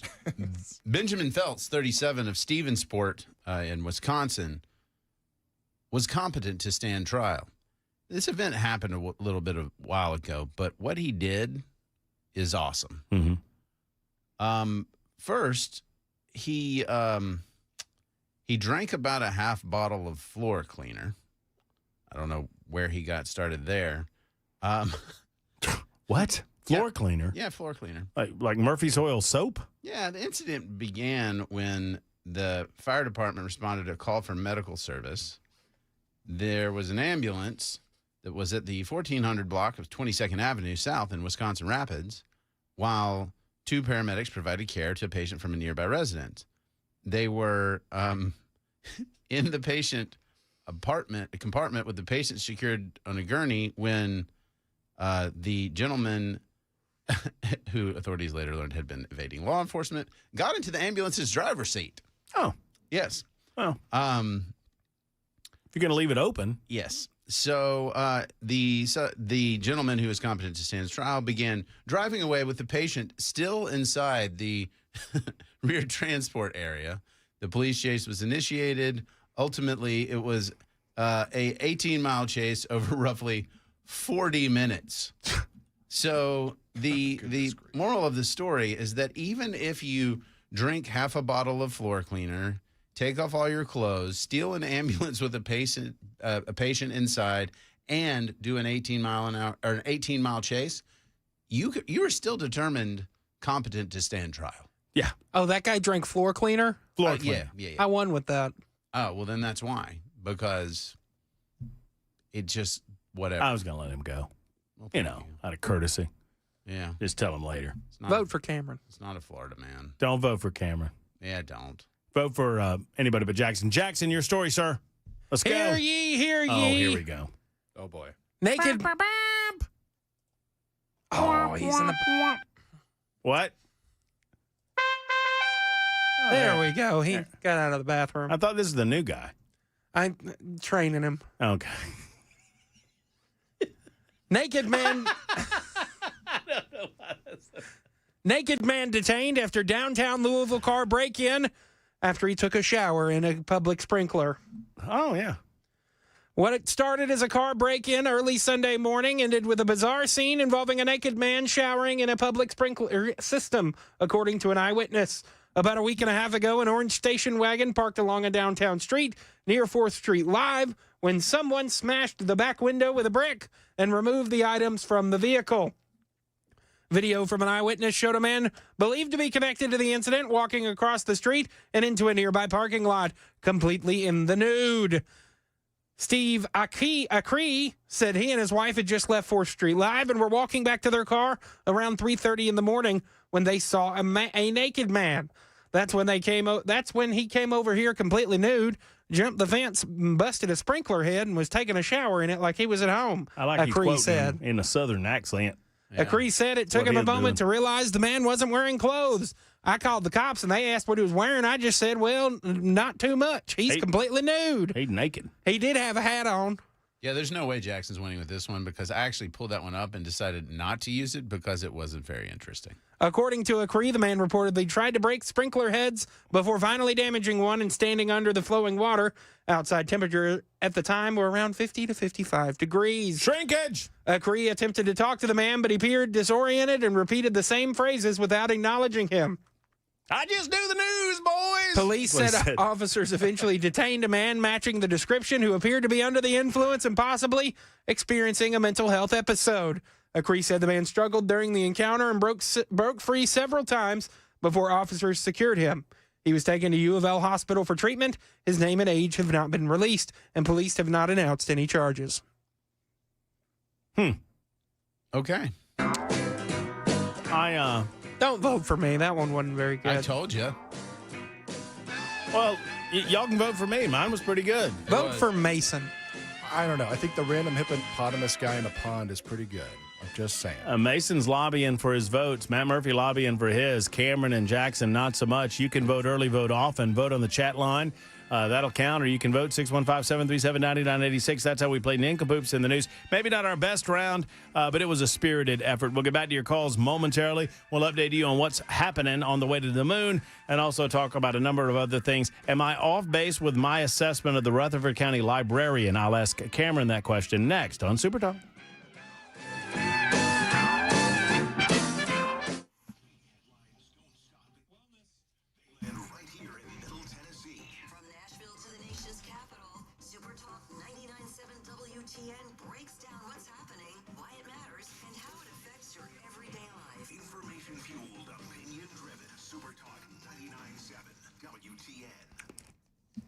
Dr. Mitchell, Dr. Ashley, and the entire team at the Wellness Institute of Nashville, they're great people. They're great, great people, and they're great Tennesseans. But that's not the reason that you go to them, right? I mean, you go to them because they have an incredible experience, a wealth of knowledge when it comes to getting you pain-free in your life. Wherever you hurt, back, neck, elbows, hip, back, neck, elbows, hip, wherever it might be, you can get relief through the Wellness Institute of Nashville. They have a 47% off special off their non-surgical decompression for the new year. In 2026, you can get that all throughout the course of the year. Plus, they have the HydroWave technology. Friends, HydroWave stimulates the very own stem cells in your body to regenerate tissue to help grow new blood vessels for healing. It's a process called angiogenesis. That is a fancy way of saying it works. It can heal that body, and it can make you pain-free. 615-246-5009, 246-5009, or online at painisbad.com. Painisbad.com. I'm Matt Murphy, and the Wellness Institute of Nashville has my seal of approval.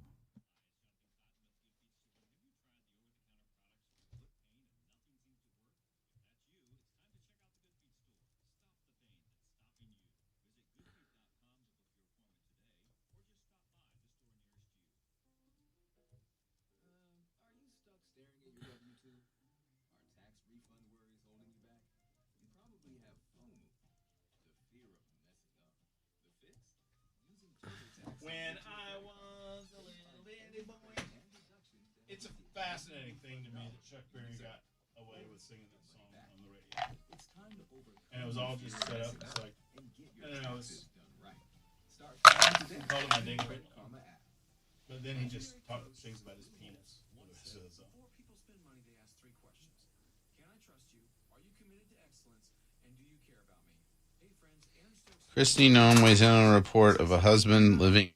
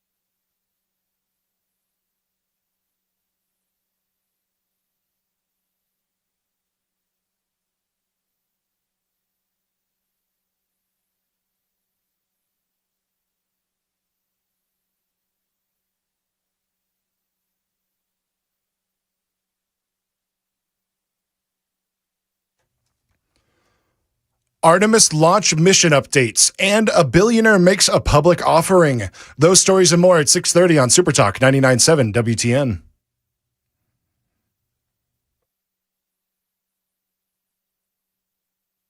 Voting open until about 6:30 tonight, and I don't even know why we keep it open.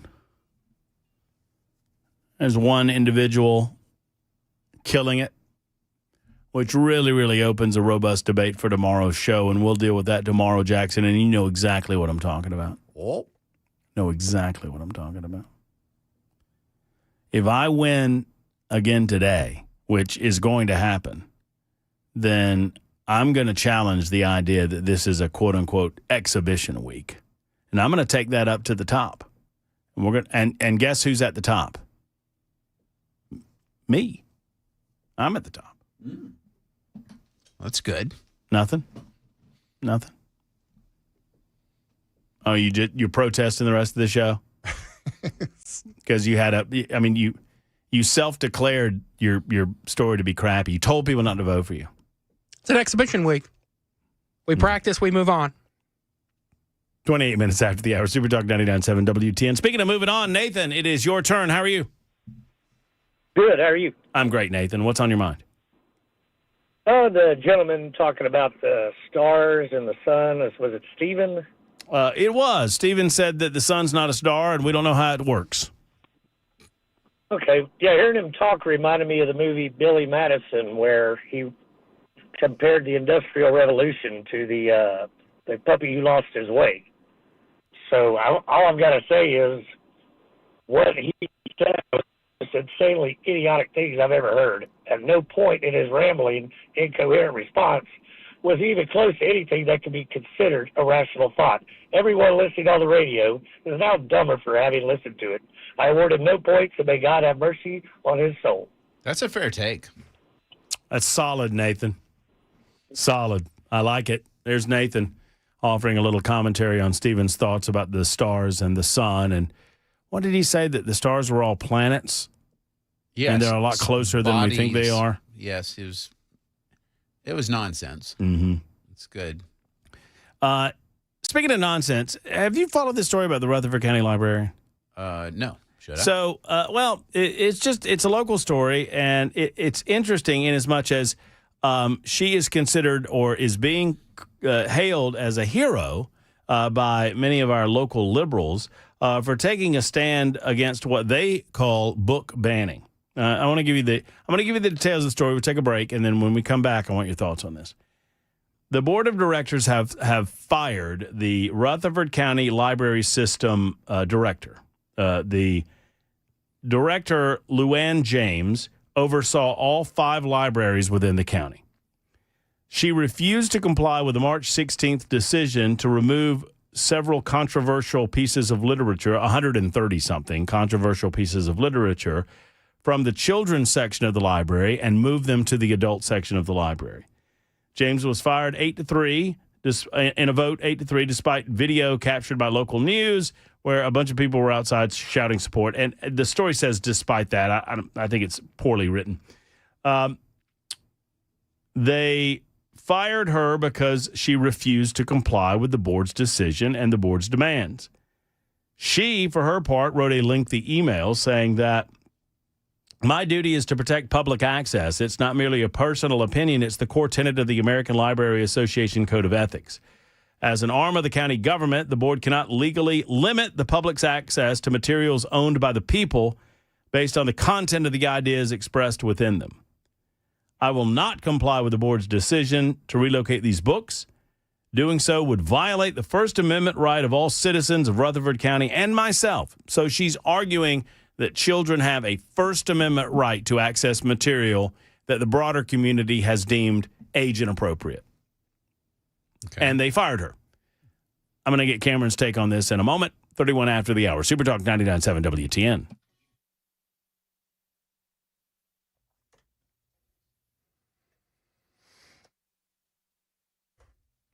It's 6:30. I'm Mason Fleming with your top stories, traffic and forecast in 5 minutes.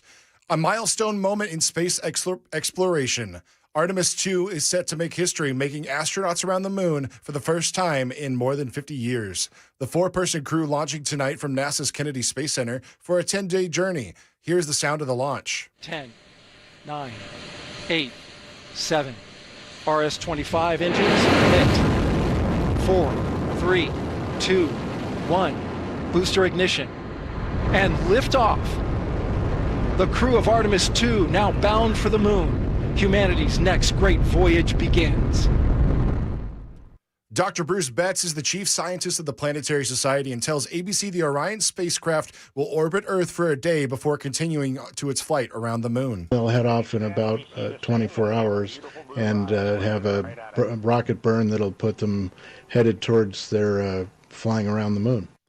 In other news, following the launch, one of Elon Musk's companies is going public. ABC's Mike Tobusky has more. SpaceX has reportedly filed for an initial public offering, and it's promising to be one of the biggest on record. The private spaceflight company values itself at more than $1 trillion and is looking to make about $50 billion from its IPO. Earlier this year, CEO Elon Musk merged SpaceX with xAI, the artificial intelligence company that makes the Grok chatbot. OpenAI and Anthropic are also reportedly weighing major public offerings this year. Mike Tobusky, ABC News. Sources tell ABC News that President Trump has still not made a final decision about whether to choose to use ground forces in the war in Iran. ABC's Britt Clement is in Jerusalem. We know that Iran says Trump's claims of regime change are false. That's according to Iranian officials. Trump, though, claiming in a post to his Truth Social platform earlier that Iran's new regime president had made the request for a ceasefire. But it really wasn't clear to whom the U.S. president was referring to, given that Iran still has the same president.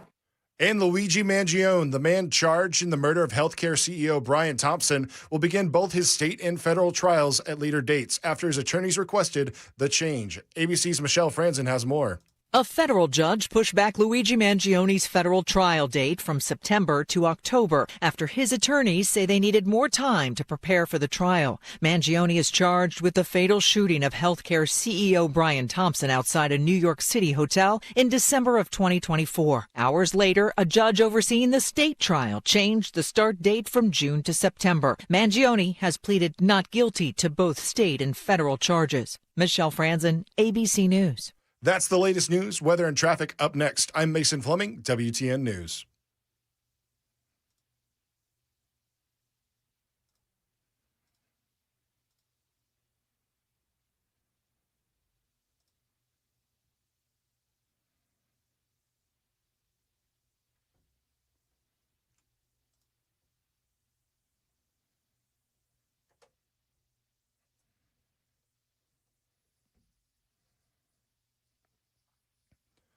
All right, got a crash reported off the South Loop up 40 eastbound near 4th Avenue, 2nd Avenue, exit 210C. Over off Buena Vista, got a crash reported by police off Clarksville Pike near West Hamilton Road. And in Glencliff, got a disabled vehicle off 40 westbound at Spence Lane, exit 213. And that injury crash over by the airport off Murfreesboro Pike near Izell Pike is causing a lot of backup. I'm Mason Fleming.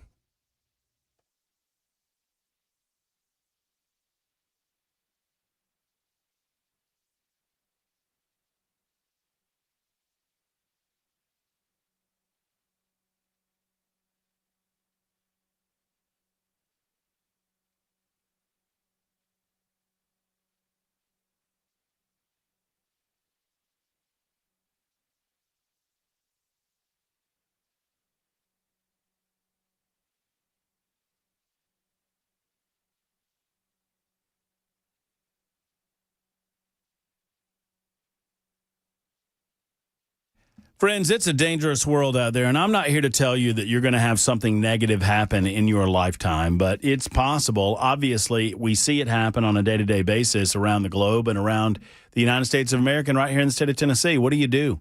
What do you do? What do you do if you encounter an accident, for example, and there are injuries within that accident? Do you know any rapid response medical training? Do you have any of that in your life? I do. Thank you to Brink Fiddler and Defense Systems, because this is training that not only is geared for the possibility of a workplace violence situation or an active shooter situation, and obviously they deal with that quite a bit in the training, but it also helps you know what to do in terms of rapid response medical. If somebody has an accident, if there's a car mishap or whatever it might be, you'll have the tools necessary to respond in a very quick fashion until first responders arrive. Now, if you're a decision maker at a school, at a church, at a place of business, you need this in your life. You need this for your staff. It's customized for your facility. Reach out today at 615-236-6484, 236-6484. It's Brink Fiddler and Defend Systems. Online at defendsystems.com, defendsystems.com.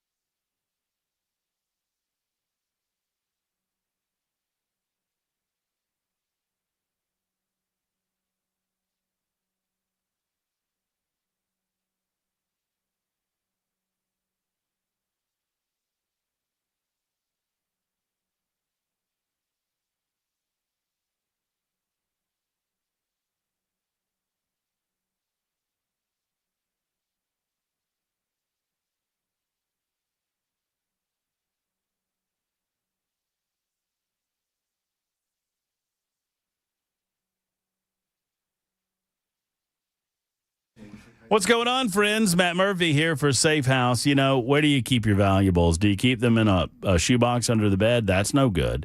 Where do you keep your guns? Do you keep them just, in a drawer somewhere? That's no good either. From theft or fire, you could be at risk. It's time to get to Nashville Safe House to find you an incredible safe. They have a variety of them from brand names that you know and love, like Fort Knox, Champion, Superior, Rhino. They are the largest Browning dealer in the Southeast, and I would put them against anyone in the United States of America.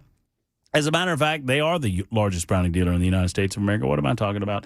Nashville Safe House offers exclusive Browning deals and deals on many of their other safes, and they have more safes than you can imagine. I'm friends, you'll go through and you'll see so many safes, you'll think, oh, my goodness, there's a lot of safes in here. And then you realize that's only a third of their inventory. Go see Mark, Jill, and the rest of the team at Nashville Safe House. They'd love to see you, and I'd love for you to get by on 4th Avenue South, across from City Cemetery, online at NashvilleSafehouse.com, NashvilleSafehouse.com.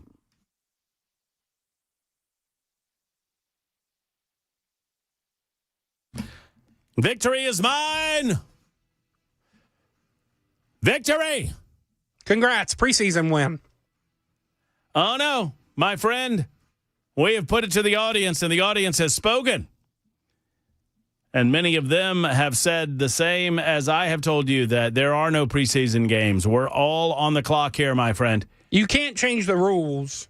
Well, when did we make those rules? We made it Friday. We said it's going to be an exhibition week. Weaver's out. We have different news people in all week. I'm gonna press this issue through the course of the week because I like listening to you whine. It's just ridiculous. It's going to stay in there anyway. I don't like take it home with me. You just don't like the idea of breaking your 4-week win streak, right? No, I want it to be with Weaver in here. It is the integrity of the game. Mm-hmm. You don't trust the audience that they would make the appropriate decision if we left it up to them? I do. Maybe Cameron. We leave it up to that. We leave it up to Cameron. Yeah. Cameron, you vote for me or off with your head? I'll take my chances. Oof. This might, if he misses, this could be a good nincompoops, but he'd have to miss. If he actually succeeds in this, it doesn't qualify because no death. Yeah. In nincompoops. It's true. This Rutherford County librarian, this seems pretty open and shut to me. I don't want to lead you in any direction, but what are your thoughts? I did during the break read the news story and some of the commentary. The bottom line is that the First Amendment is not absolute, and it's certainly not absolute when it comes to kids. The First Amendment jurisprudence that the Supreme Court has upheld time and time again, is that there are certain time, place, and manner restrictions that are permissible, specifically with providing or limiting access to kids to objectionable material, stuff like that. My initial thought is very similar, is that per her argument, as I understand it, that any material that would be available to any individual within the library system must be available to the kids. And that would include, I mean, potentially what I would consider obscene or pornographic material. Mm-hmm. And that's just absurd. That's just kind of, and where's the harm? Because moving it from the children's section to the adult section, if a parent wants to make that material available to their child, they just need to go with the kid and get it and give it to them. Or go buy it somewhere. I hate to break it to him, but the kid could probably just, walk over there to the adult section and find it. There's not like there's anybody saying, "Oh, I'm gonna have to check your ID." These books are getting a little wild. This is here. not the restricted section at Hogwarts, right? It's just sort of like all this stuff to me in both directions. By the way, is super performative. This whole thing is just, well, we got to protect our kids. Oh, you thought we were in danger of the kids going to the library? Like, good. Okay, cool. Well, so I would agree with you on this. There is nutty conversation happening on both sides. And in some ways, I feel like some parents want to protect their children from the awareness that there are gay people in the world. And that's kind of silly. Your kid's going to figure it out. Your kid has probably already figured it out. And in the other direction, there are people that just want to make, parents non-consequential in this discussion. Right. And they want the state to determine what the kids get exposed. But then there's that area in the middle, Cameron, where parents have legitimate concern about their children at a certain age being exposed to material that they're not ready for their individual kid to be exposed to.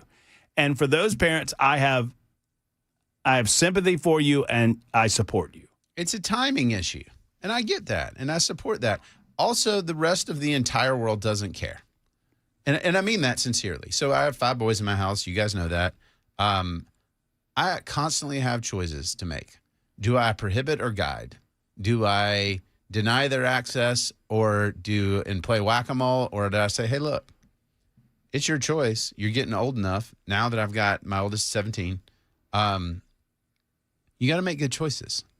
And I understand there's, porn and all kinds of other things out there that you're interested in, and it seems great. But, it's not.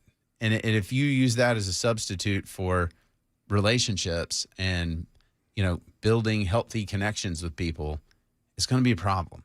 And I am not in any way worried about the library. In fact, if the boys were like, we'll go to the library, but only if we can, read the scandalous stuff, I'd be like, oh, yeah, you need to get to the library. Let's go. And I understand it's feels like a couple of old guys sitting on the front porch, but I pine away for the days of seeking that type of thing out, right?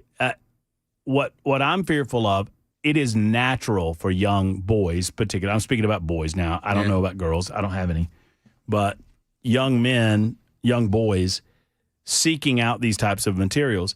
We realized that we had a huge this happened, and I know it's a meme and it's a funny and everybody talks about it, but this happened to me when we got access to the high school, and I was still in 8th grade because I was on the high school debate team in 8th grade, and we went to high school in 9th grade, but I had access to the high school library. The high school library had a large National Geographic section, and we realized, wait a minute, some of those National Geographics show boobies. Yeah. And so it was a big pursuit to find those National Geographic that showed any boobies whatsoever. Look, that is natural. That is a part of the natural process. It is. But I miss the idea of pursuit, and the library is not where the ease of access occurs. It's in the home. It's phones. It's all that It's stuff. phones. It's laptops. It's in the home. And the stuff at home is way worse, right? Let's not kid ourselves and believe that our kids are being polluted by the library. They're not. That's a lie. It's a political stunt that people are like, we're going to protect your kids from the library. Well, they're not there. So, okay. But, things have changed. And, once again, I want to repeat that I understand why parents want to be the decision maker when it comes to when their kid is age appropriate, when their kid's not. But I also would say this part of this is bathed in the idea of I can protect my child from realizing that there are gay people. You're not protecting them from anything. You know what I mean? I think that's the biggest lie. Look, the only parents, and I mean only, and I interact with a lot of parents, the only parents that I've seen that have any sort of, continuance of childhood, protecting childhood, are parents who have a zero device policy. I'm talking no phones, no laptops, no TVs, no nothing in the house. And kudos for those parents. Good for you. They live remotely, so their kids' friends don't have all of that, or they homeschool. I mean, there's a very, very finite world, and those kids that are in that environment, guess what? They don't have to worry about the library issue.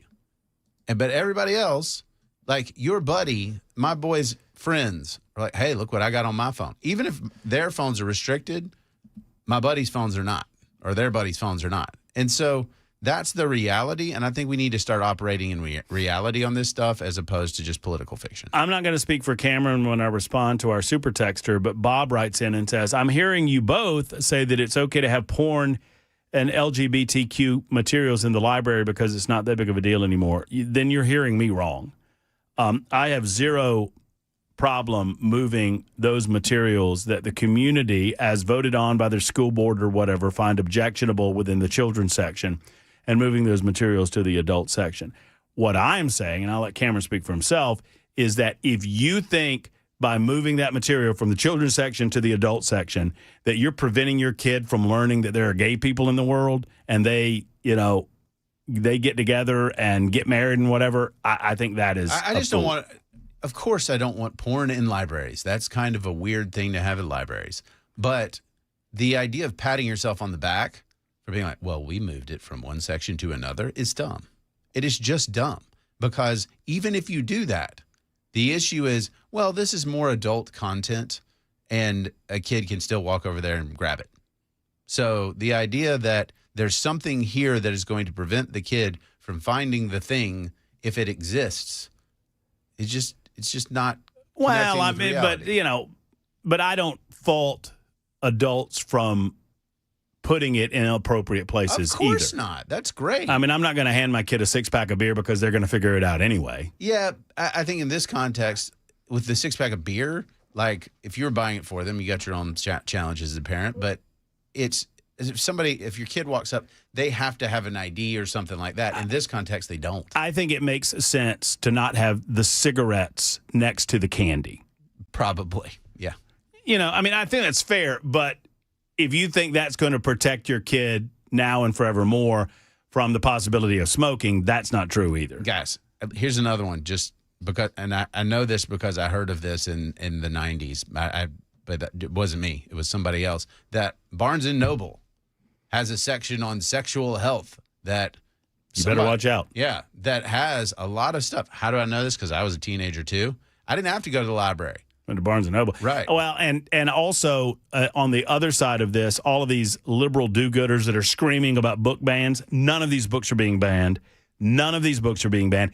Even some of the materials that are being excluded from our public library system, like out-and-out pornography, that's not banned either. You can go find it. Well, the things that I would say that are easy here, I'm actually library's one thing. I'm much more restrictive on, I would absolutely age gate social media. You're under 18? No. You can't have it. I find it, you know what? I don't mean to interrupt you here, but you just bring up such a good point. I wonder how many people who are at the school board meeting, and I'm not faulting you guys. I'm just suggesting you're at the school board meeting and you're demanding that these books get moved. And by the way, I'm with you on the firing of the librarian. If the librarian can't follow the directive of the school board, whether she agrees with it or not, she needs to be fired. Yeah, you just need to be fired. But how many of these parents allow their kids on social media platforms? A lot. We know that. I mean, many of them I'm sure don't, but many of them do. Right. And if you do, and you're arguing that, your kid should not have to walk by Heather Has Two Mommies or whatever the book is. There's nothing in any library that I've ever seen that is worse than Instagram. So I just want to be real clear about that. And that, I guess, is what I'm trying to say. No, I don't want porn in libraries and all that other stuff. But I don't want your virtue signaling either, where you feel like we moved a book from one section to another, so we're moral, stalwarts. No, you're not. If your kid has access to the internet and social media and stuff like that, then the pollution is in your home. It's not in the library. And so be honest about that. And then come to the table and discuss that, but don't act like the library thing is where we need to focus. And by the way, we're talking about public libraries. We're not talking about school libraries. So 0163 writes in and says, it's not an issue of politics. It's inappropriate and perverted and should not be in the library at all. This smut is morally evil and is a step in the right direction to move it away from kids. Well, why don't we remove it away from the adults too? Yeah. I mean, I guess the argument that 0163 is writing is that you should move it out of the library. This is selective outrage. Let's get rid of the social media too. Let's, if we're going to do this age gating, let's say this stuff is wholly inappropriate. It is smut. Therefore, under the age of whatever, 18, age of majority, you don't get access. You don't get access to it. It is illegal. Well, but here's the thing.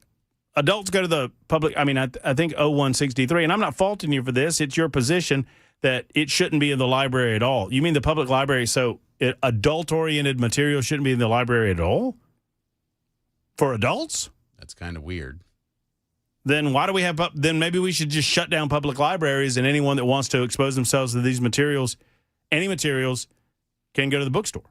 The way I looked at it and have looked at it for a very, very long time is that a library is a public resource for information, and it is there, and people donate stuff. Like, I know our library in Nolensville, there's not a ton of books, but, people go and they see what's there and they read it, and we love our library. I like our little library in Mount Pleasant, too. But that's cute. But that's kind of the point. People donate stuff, and the idea that ain't none of that trash there either. We need to be like Big Brother and say, oh, no, this is the – and I actually had a high school teacher at Brown Academy who got me to read really cool books because he made me feel like they were contraband. Like, he was like, hey, I don't know if, just keep this between you and I. And it was like Zen and the Art of Motorcycle Maintenance. Great book. I mean, I learned so much because I had a teacher that would just say, read. He didn't care. I mean, he wanted to encourage me. 615-7, well, I'll give you the number, but we're out of time. It's 54 after the hour. Super Talk 99.7 WTN.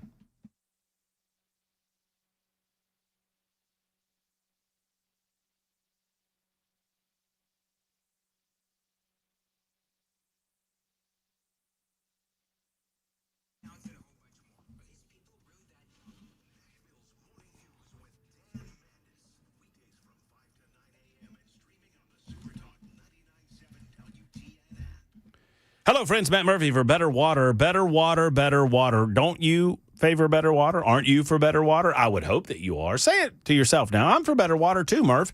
Well, Better Water LLC is all about better water. Scalable from under your sink to whole house applications. I know I did a sink application in my home because I wanted some of that pure branch. They remove sulfur, iron, chlorine, bacteria, E. coli, everything from your water. They offer a full range of water treatment equipment from RO, reverse osmosis, to water softeners, specialized filters, UV lights, you name it. I've got an RO system in my home and absolutely love it. You will too. They're based out of Smyrna. They treat all of Middle Tennessee. These are the guys that treat the water at the hospital. These are the guys that treat the water at the coffee shop, and they need to treat your office or your residence. BetterWater.com to learn more. That's BetterWater.com, or better yet, give them a call. Tell them Murphy sent you. 615-355-6063. 355-6063 for Better Water.